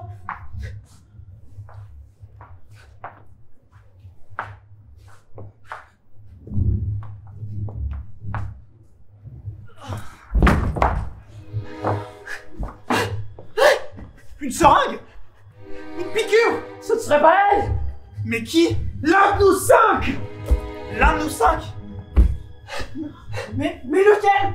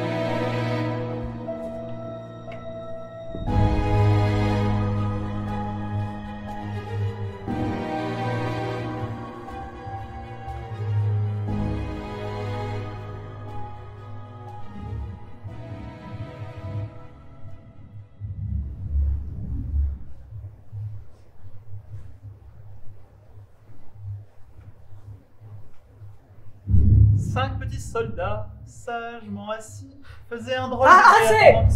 C'est stupide! J'essayais seulement d'improviser une version de circonstance. Vous nous énervez davantage, voilà ce que vous faites. Voilà des heures que nous nous regardons dans le blanc des yeux. Vous voulez pas vous amuser à autre chose? Je sais bien que cette panne de lumière ne favorise pas les circonstances, mais tout de même.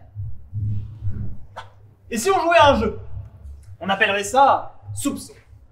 A soupçonne B, B soupçonne C, etc., etc. On essaie? Prenons par ordre alphabétique. Là, je suis pas très difficile, il est persuadé que je suis le coupable. Si j'en étais persuadé, vous ne seriez plus de ce monde. Vous avez de sérieux doutes.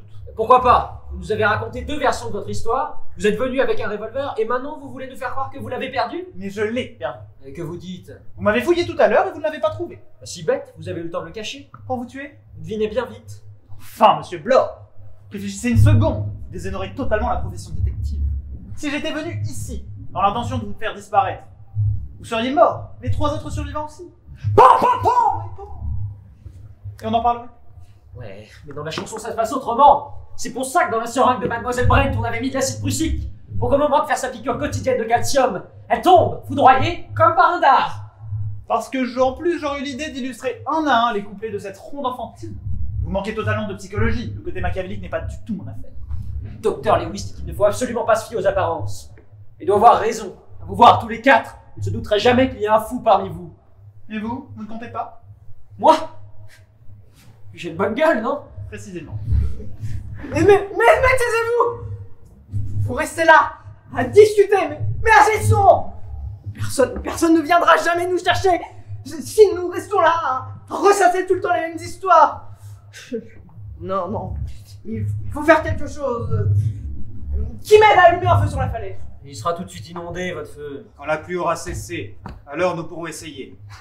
Mais non, mais nous serons morts avant. Enfin, sauf celui qui... Non, je ne veux pas. Ce n'est pas fait exprès. De quoi parlez-vous? De la mort de Jeanne, comment s'appelait-elle déjà? Cobel ou bien Carrel?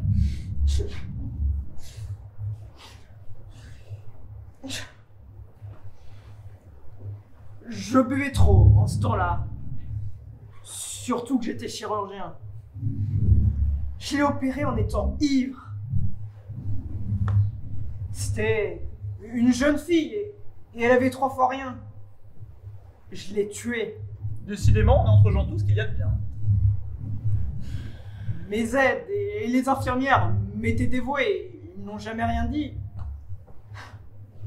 Ça m'a guéri de la boisson. Et de la chirurgie. C'est à cette époque que je me suis spécialisé dans les maladies nerveuses.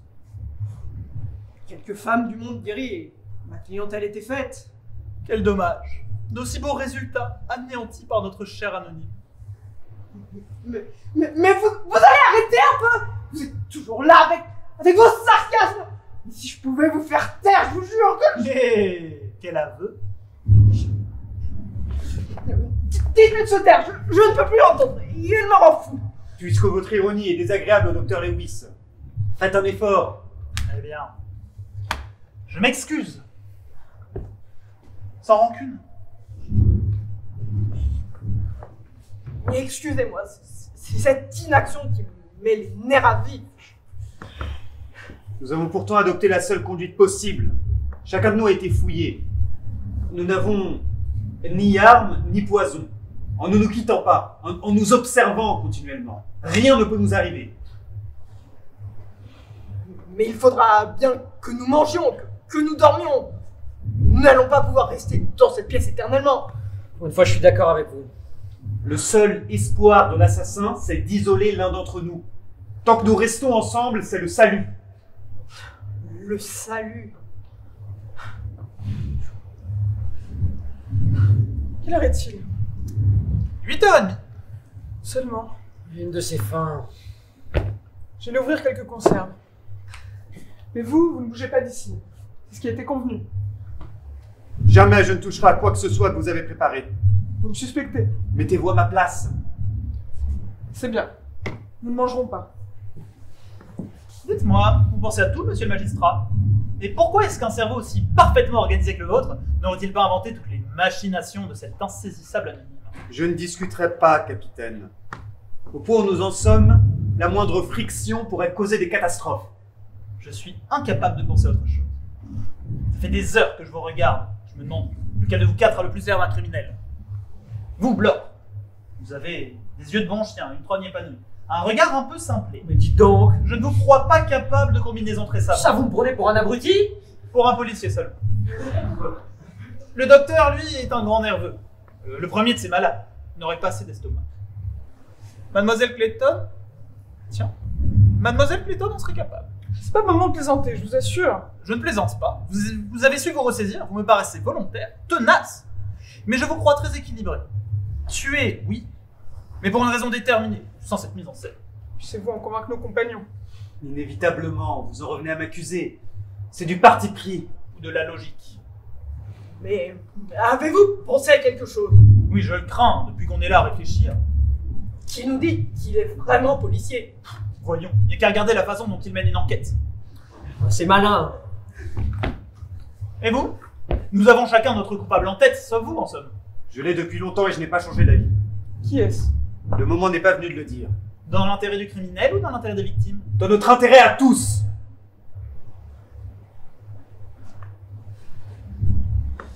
Si on allait ensemble manger un morceau à l'office. Non, non, restons ici. Rien ne peut nous arriver tant que nous restons dans cette pièce. Et puis je n'ai pas faim. Moi non plus. Allez vous empiffrer tout seul, Blore. Je vais vous prendre un paquet de biscuits. C'est entendu.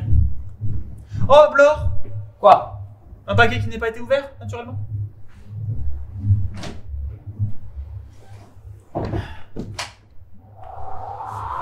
Ce n'est rien. Un simple coup de... A-t-on retrouvé le rideau de la salle de bain? Non. Notre assassin se double sans doute d'un kleptomane.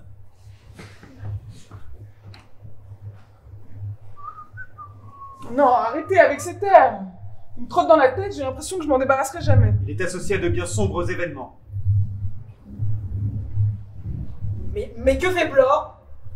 Le grand méchant loup l'aura dévoré. Vraiment, capitaine! 20 fois nous vous avons demandé d'arrêter avec ce ton badin insupportable! Je m'excuse. C'est sans doute ma façon d'être nerveux.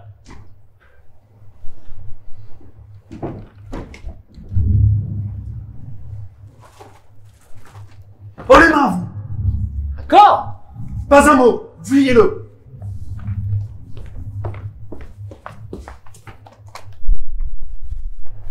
Rien dans les poches. Vous n'avez qu'à me le demander, je vous l'aurais dit tout de suite. Servez-vous. Non merci. Vous n'avez rien mangé depuis le matin. Je pourrais rien avaler. Et vous? Certainement pas. Capitaine! Merci. Non, goûtez-les vous-même. Qu'est-ce que vous avez à massicoter tout le temps? Je les ai pas empoisonnés, vos biscuits.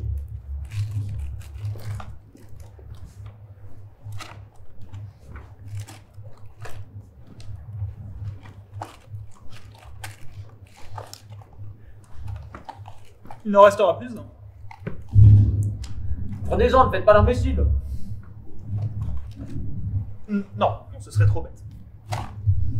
Vous allez finir enragé, tout ça, restez là le ventre creux, hein.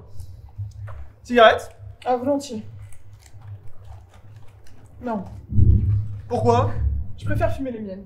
Vous avez tort. Elle a bien le droit de vous suspecter, vous en avez fait autant pour moi. Où allez-vous? Dans ma chambre, chercher un paquet de mes cigarettes. Vous êtes prévenus. Quand vous reviendrez, vous serez fouillés. Entendu. Mais vous ne bougez pas d'ici. Ni les uns, ni les autres. Très bien. Revenez-nous vite.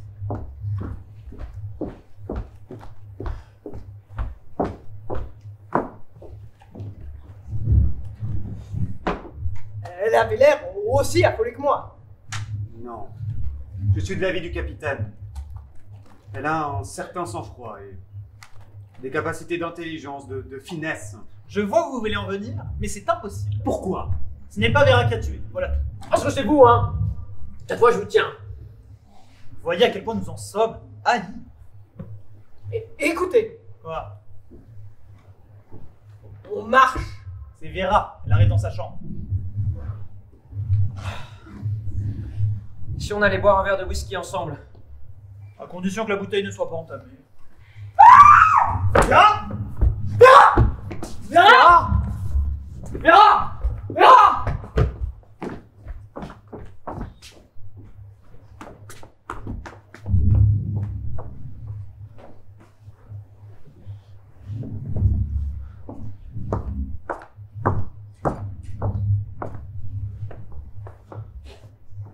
Qui va là?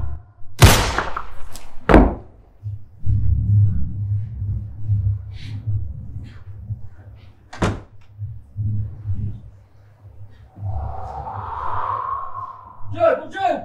Le courant d'air! Il est bougé de son état! Philippe! Où êtes-vous? Je suis ici. Allumez vite. Mon briquet. Où est le docteur? Je cherche des allumettes! Ramenez plutôt votre bougie. C'était comme une main autour de ma gorge. Qu'est-ce que vous dites? Quelque chose vous a agressé? Oui, dans ma chambre. J'avais laissé la fenêtre ouverte et un courant d'air a éteint ma bougie. Et comme une liane de goémon m'a frappé en plein visage. Je comprends que vous ayez hurlé. Mais qui aurait mis une liane dans ma chambre? On va vite le savoir. Quelqu'un! C'est quoi? N'ayez pas peur.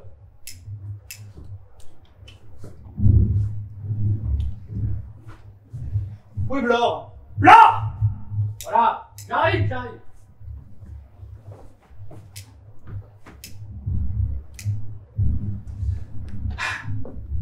Qui a tiré? Ça.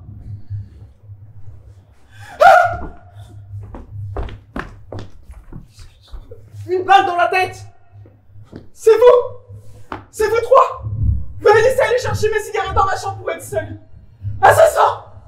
Assassin! Vera! Vera! Vera! Vera! Non, c'est... Enfant Vera!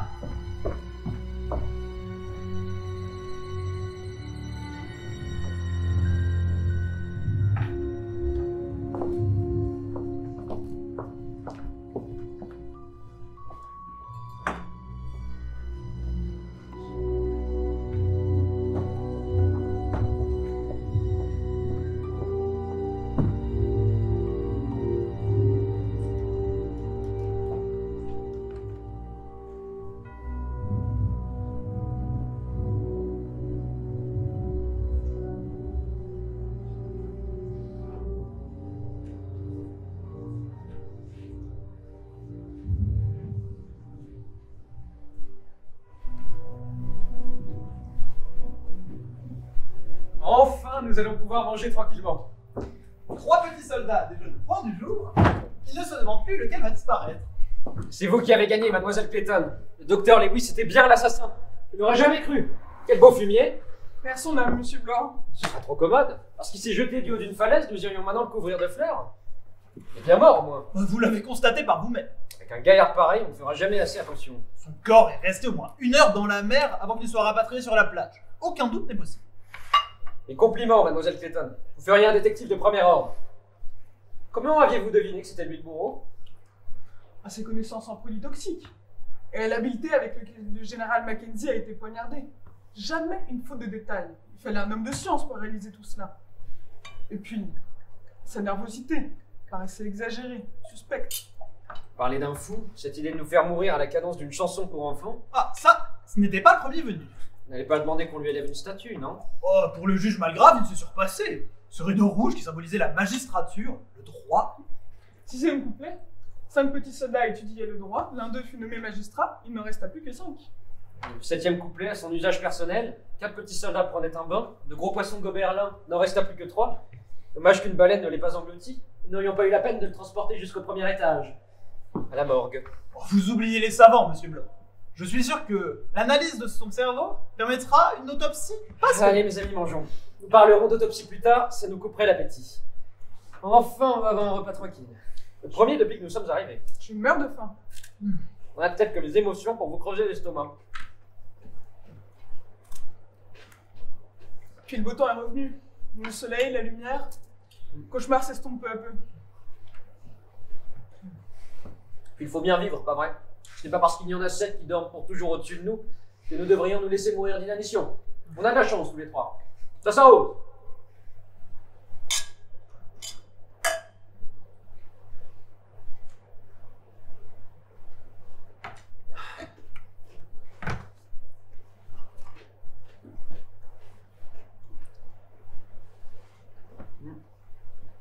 Mais comment se fait-il qu'il se soit tué avant de nous avoir supprimés comme les autres? Le remords, sans doute. Le remords? Une crapule pareille? Il aurait descendu un régiment entier s'il en avait eu les moyens. Les preuves qu'apportait Mademoiselle Clayton ont dû lui montrer qu'il était découvert. Peut-être bien. Vous avez remarqué la tête qu'il faisait quand elle nous accusait en bloc, tous les trois? Fou de joie. Il a même fait semblant d'avoir une crise de nerfs pour mieux rigoler. Il se tordait le fumier. Heureusement que vous ne vous êtes pas entêtés trop longtemps à nous mettre dans le même sac. J'étais certain que ça ne pouvait être que lui. À vous seul, vous l'avez à la fois découvert et exécuté. J'ai tout de même pas poussé dans la mer. Presque. Hein. Vous méritez notre reconnaissance éternelle. Il a raison. Quand vous lui avez répété tout ce que vous lui reprochiez, il a changé de couleur. Et je connais ça. Les pires criminels ont une autre tête quand ils passent aux aveux.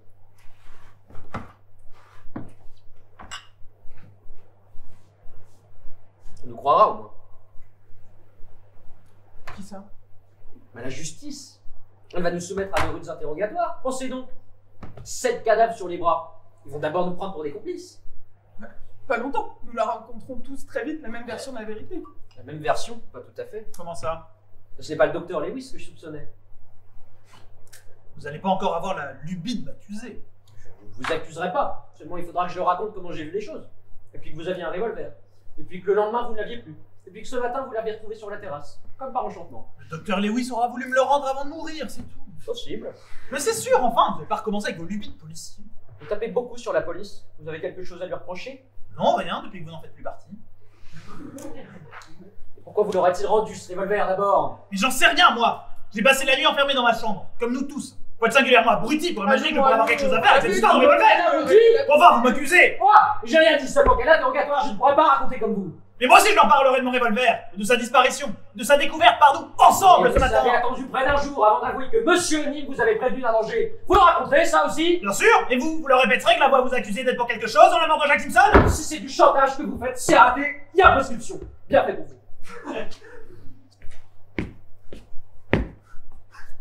vous. C'était donc vrai?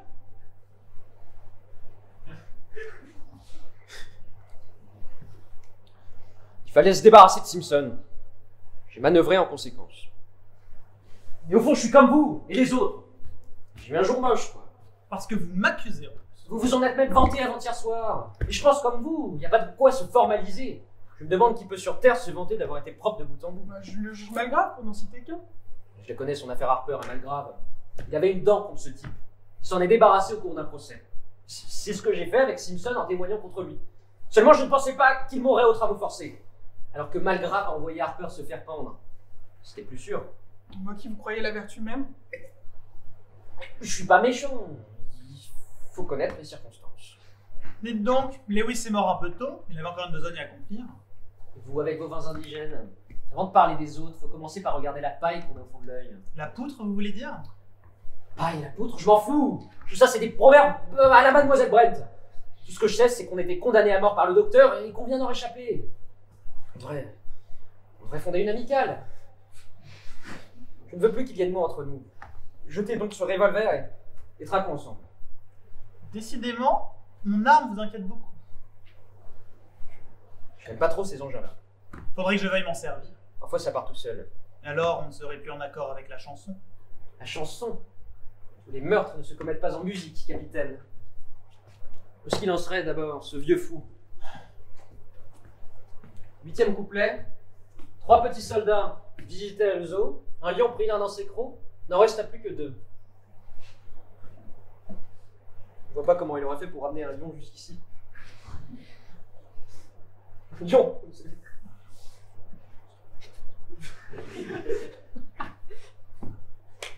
Mais c'est pour ça qu'il s'est tué! Il pouvez pas la chanson, donc il s'est tué. Oh, mais... Ah, un lion.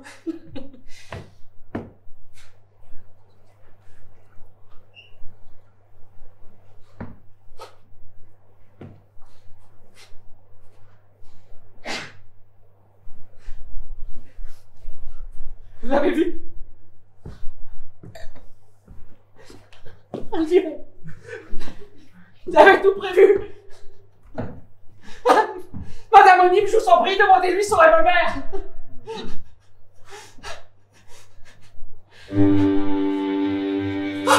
Qu'est-ce que c'est? Un bateau. Quelle balle. Faut bien sûr nous chercher, faut lui faire les signes. Allez, allez. Mon Dieu!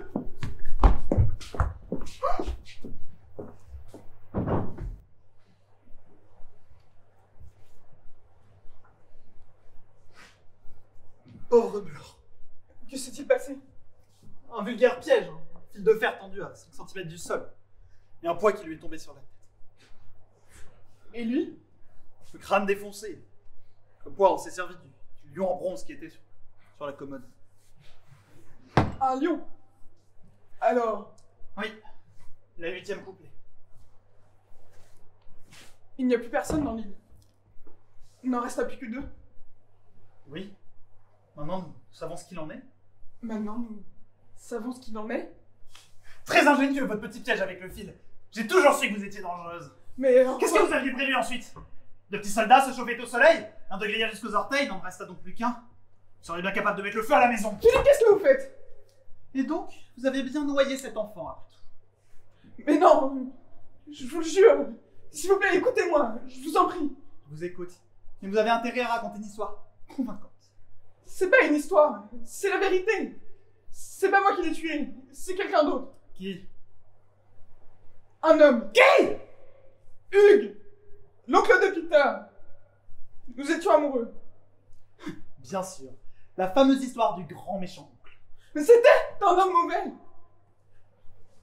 Il m'aimait, mais nous étions trop pauvres pour nous marier. Peter était l'héritier de la famille et Hugues avait des visées sur cet héritage. Mais moi, je l'en empêchais, bien sûr. Peter avait toujours voulu nager jusqu'à un rocher assez éloigné du rivage. C'était interdit. Il y avait beaucoup trop de courant, c'était beaucoup trop dangereux. Mais un jour, j'avais oublié quelque chose dans la maison. Alors je suis remontée.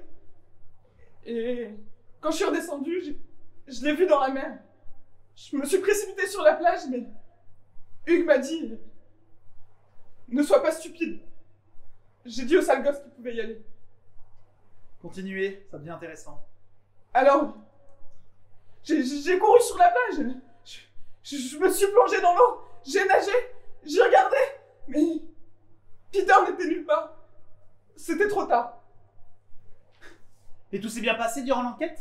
J'imagine que vous avez dû jouer la carte de la jeune fille en larmes qui n'a rien vu venir, sans mentionner l'implication d'Hugues dans l'affaire. Est-ce que vous croyez qu'on m'aurait cru? Et puis, je l'aimais vraiment, moi. Oh, c'est une belle histoire.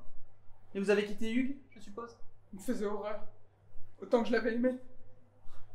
Vous êtes décidément une menteuse accomplie. Vous pouvez pas croire une seconde que je puisse dire la vérité? J'étais le plus acharné à vous défendre. Mais ce matin, quand j'ai ramassé mon revolver sur la terrasse, il n'y avait pas de fil de fer. Le grave est mort, Lewis est mort. Blanc ne s'est pas suicidé. Il ne reste que vous. Et vous? Moi? J'ai eu l'occasion d'enfreindre la plupart des 10 commandements. Mais s'il y a quelque chose que je ne peux pas tolérer, c'est que l'on puisse tuer pour le plaisir. Vous pouvez pas le tolérer? Et vous faites indigène d'Afrique du Sud alors? C'est ça qui est ironique. Une fois, j'ai essayé d'être un héros. J'ai risqué ma vie pour sauver celle de mes hommes.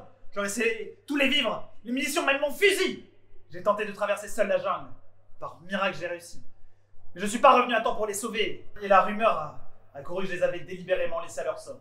Et elle me colle à la peau. Comment vous voulez que je vous croie? Vous avez vous-même avoué. Mais c'était pour voir votre tête. Vous aviez tous tellement peur de ce que la voix m'a raconté.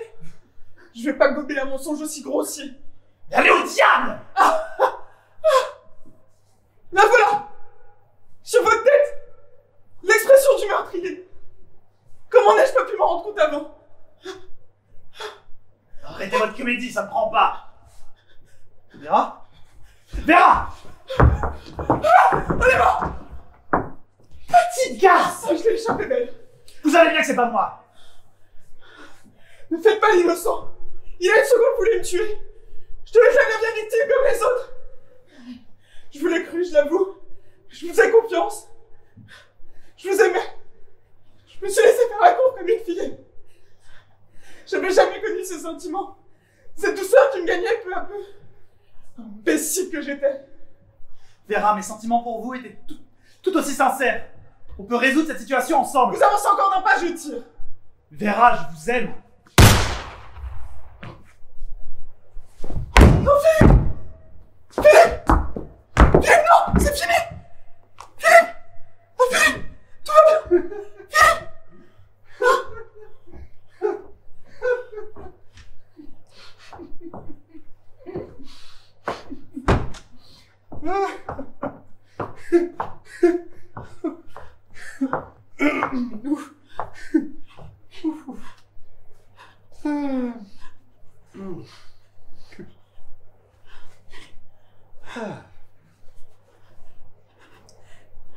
C'est devenu réalité.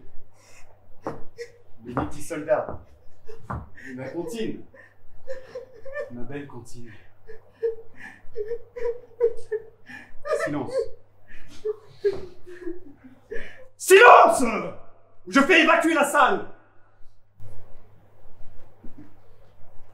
Ne craignez rien, mademoiselle Clayton. Vous êtes dans une cour de justice ici. Et c'est ici que votre sort sera réglé.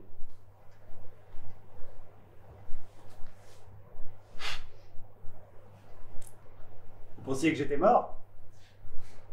J'avais en effet persuadé le docteur Lewis de vous en convaincre. C'était la partie la plus brillante de mon plan. Je lui ai dit que je serais plus libre de vous surveiller et de trouver l'assassin. Il a tout de suite accepté. Il avait tellement peur. Ce matin,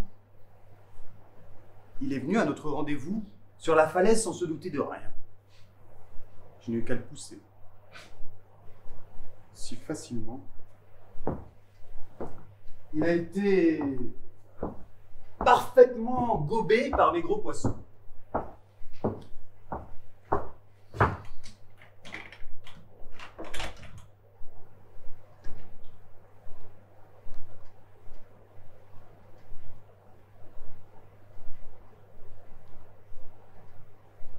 Voyez-vous, mademoiselle Clayton, force de juger les assassins, le désir de tuer a grandi en moi. J'envoyais des criminels à la mort dans le cadre de mes fonctions, mais il me fallait plus. Beaucoup plus.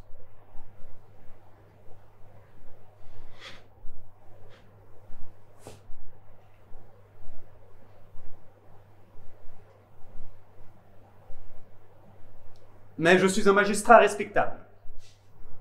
Et j'ai avant tout le souci de la justice. Il me fallait des coupables. Et vous l'étiez tous les 9. Mais la loi ne pouvait pas vous atteindre. Il fallait que je fasse justice moi-même. Silence! Silence! Je ne connaissais que trop les moyens utilisés. Du cyanure pour Martin, et calmant pour Marie, un poignard pour Mackenzie. J'ai eu Roger avec une hache pendant qu'il coupait du bois. J'ai donné du café à Brent pour qu'elle ne sente pas l'acide prussique. Puis, il y a eu le merveilleux piège pour Blore. Il aurait été stupide. J'ai toujours su qu'il aurait été facile à avoir, mais...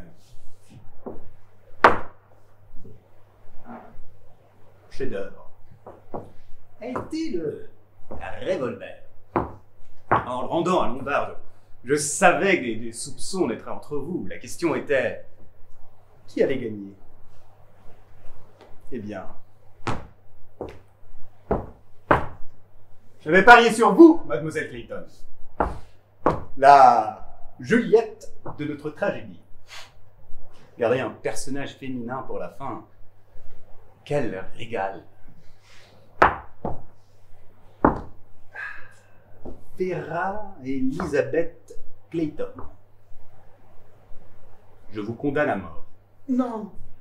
Je suis innocente, je vous en supplie. Oh, ils disent tout ça, mais il fallait plaider non coupable de l'ouverture des débats ou bien jouer la carte de la folie. Mais vous n'êtes pas folle, moi je suis fou, pas vous. Vous n'allez pas vous en tirer comme ça. Nous verrons bien. On me retrouvera seul, allongé sur mon lit, abattu d'un tir en pleine tête. J'ai pensé à tout jusqu'au moindre détail. Le plus ingénieux, c'est d'utiliser ce revolver en prenant soin de conserver vos empreintes. J'attacherai le cordon de mes lunettes à la gâchette. Il est élastique, voyez-vous. J'attacherai ensuite le cordon à la poignée de la porte et avec le poids de mon corps, j'appuierai sur la détente. Le pistolet dans son cul fermera la porte et tombera par terre. Inutile de dire que quand des hommes viendront du continent par bateau, ils trouveront des cadavres et une énigme non résolue sur l'île du soldat. Mais avant cela... Non. Je suis innocente. Vous êtes juge, vous savez quand vous êtes en face du coupable ou d'innocente. Je vous en supplie. Mais non, très cher, mais non. Vous êtes l'une de mes dernières recrues. Il se trouve que j'étais en train de traverser l'Atlantique à cette époque. Et tard dans la nuit, les seuls occupants du pont étaient moi et un très beau jeune homme qui avait pris une quantité considérable de boissons et était dans un état de confidence. Ouais. Ces mots exacts me reviennent à l'esprit. J'ai connu une meurtrière, vous savez, j'ai connu une meurtrière et pire que ça, j'étais fou amoureux d'elle. Je ne croirais pas qu'une fille comme ça, une fille honnête et joyeuse, serait capable d'envoyer un enfant à la noyade. Ben sans dire que je devais m'en assurer, donc je lui ai demandé s'il était sûr de ce qu'il avançait, quand soudain, il a lentement approché son visage du mien et m'a dit, sûr et certain, vous savez pourquoi? Elle l'a fait pour moi. Je l'ai su dès que j'ai regardé son visage. J'ai jamais voulu tuer ce garçon.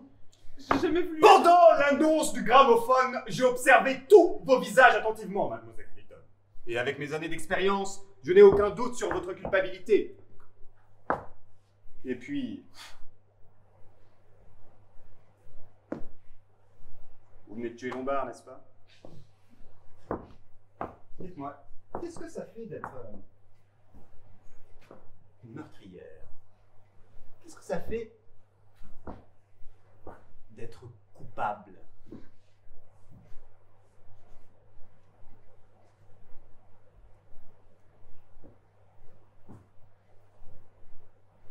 Vous l'aimiez, n'est-ce pas? Ma pauvre.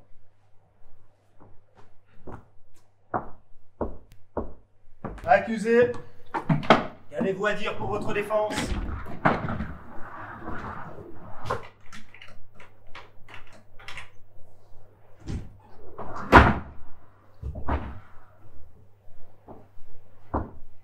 Ah.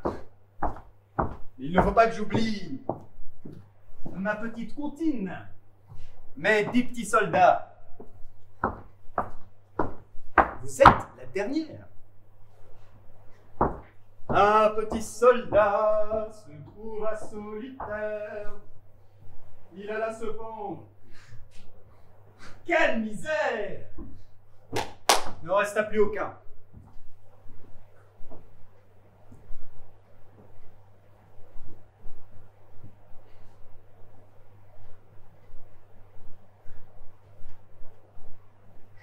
Je dois avoir ma pendaison. Ma pendaison. Et vous devez payer pour vos crimes, pour ce pauvre enfant que vous avez assassiné. Oui.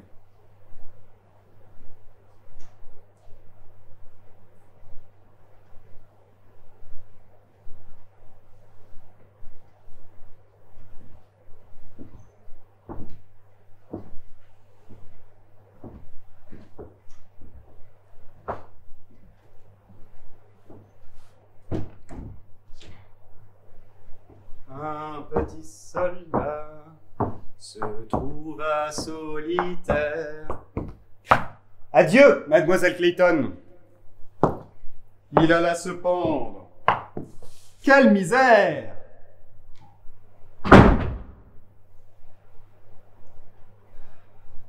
Il n'en resta plus aucun.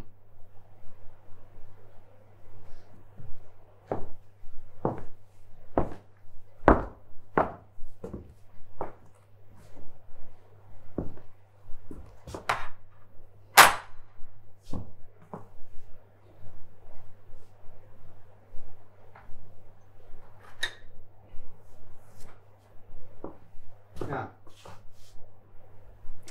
J'oubliais.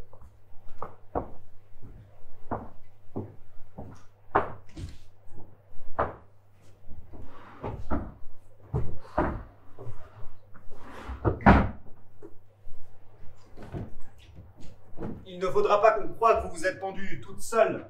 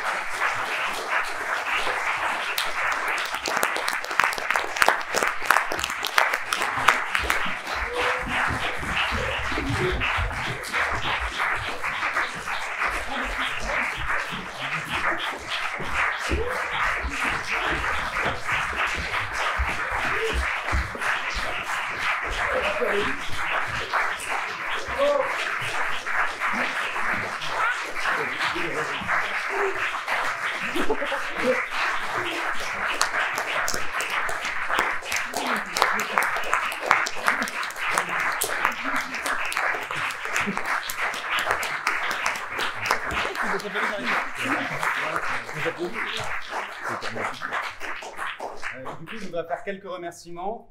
D'abord, je voudrais remercier le BDA, notre association mère.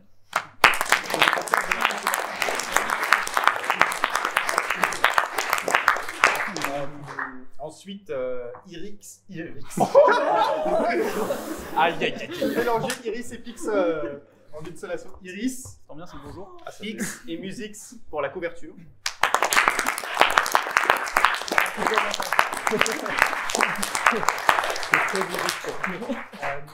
Le Toucan déchaîné et CS Design pour imprimer les affiches.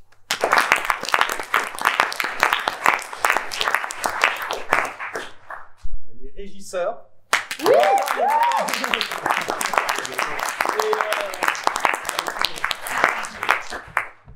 Et bien sûr vous le public.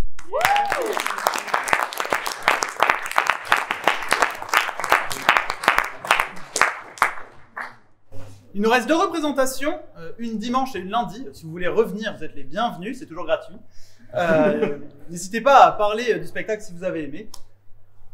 Et, Si ça vous a pas plu, vous sortez pas. Voilà, vous pouvez nous en parler. Et sinon, on vous souhaite une agréable soirée. Merci beaucoup d'être venu.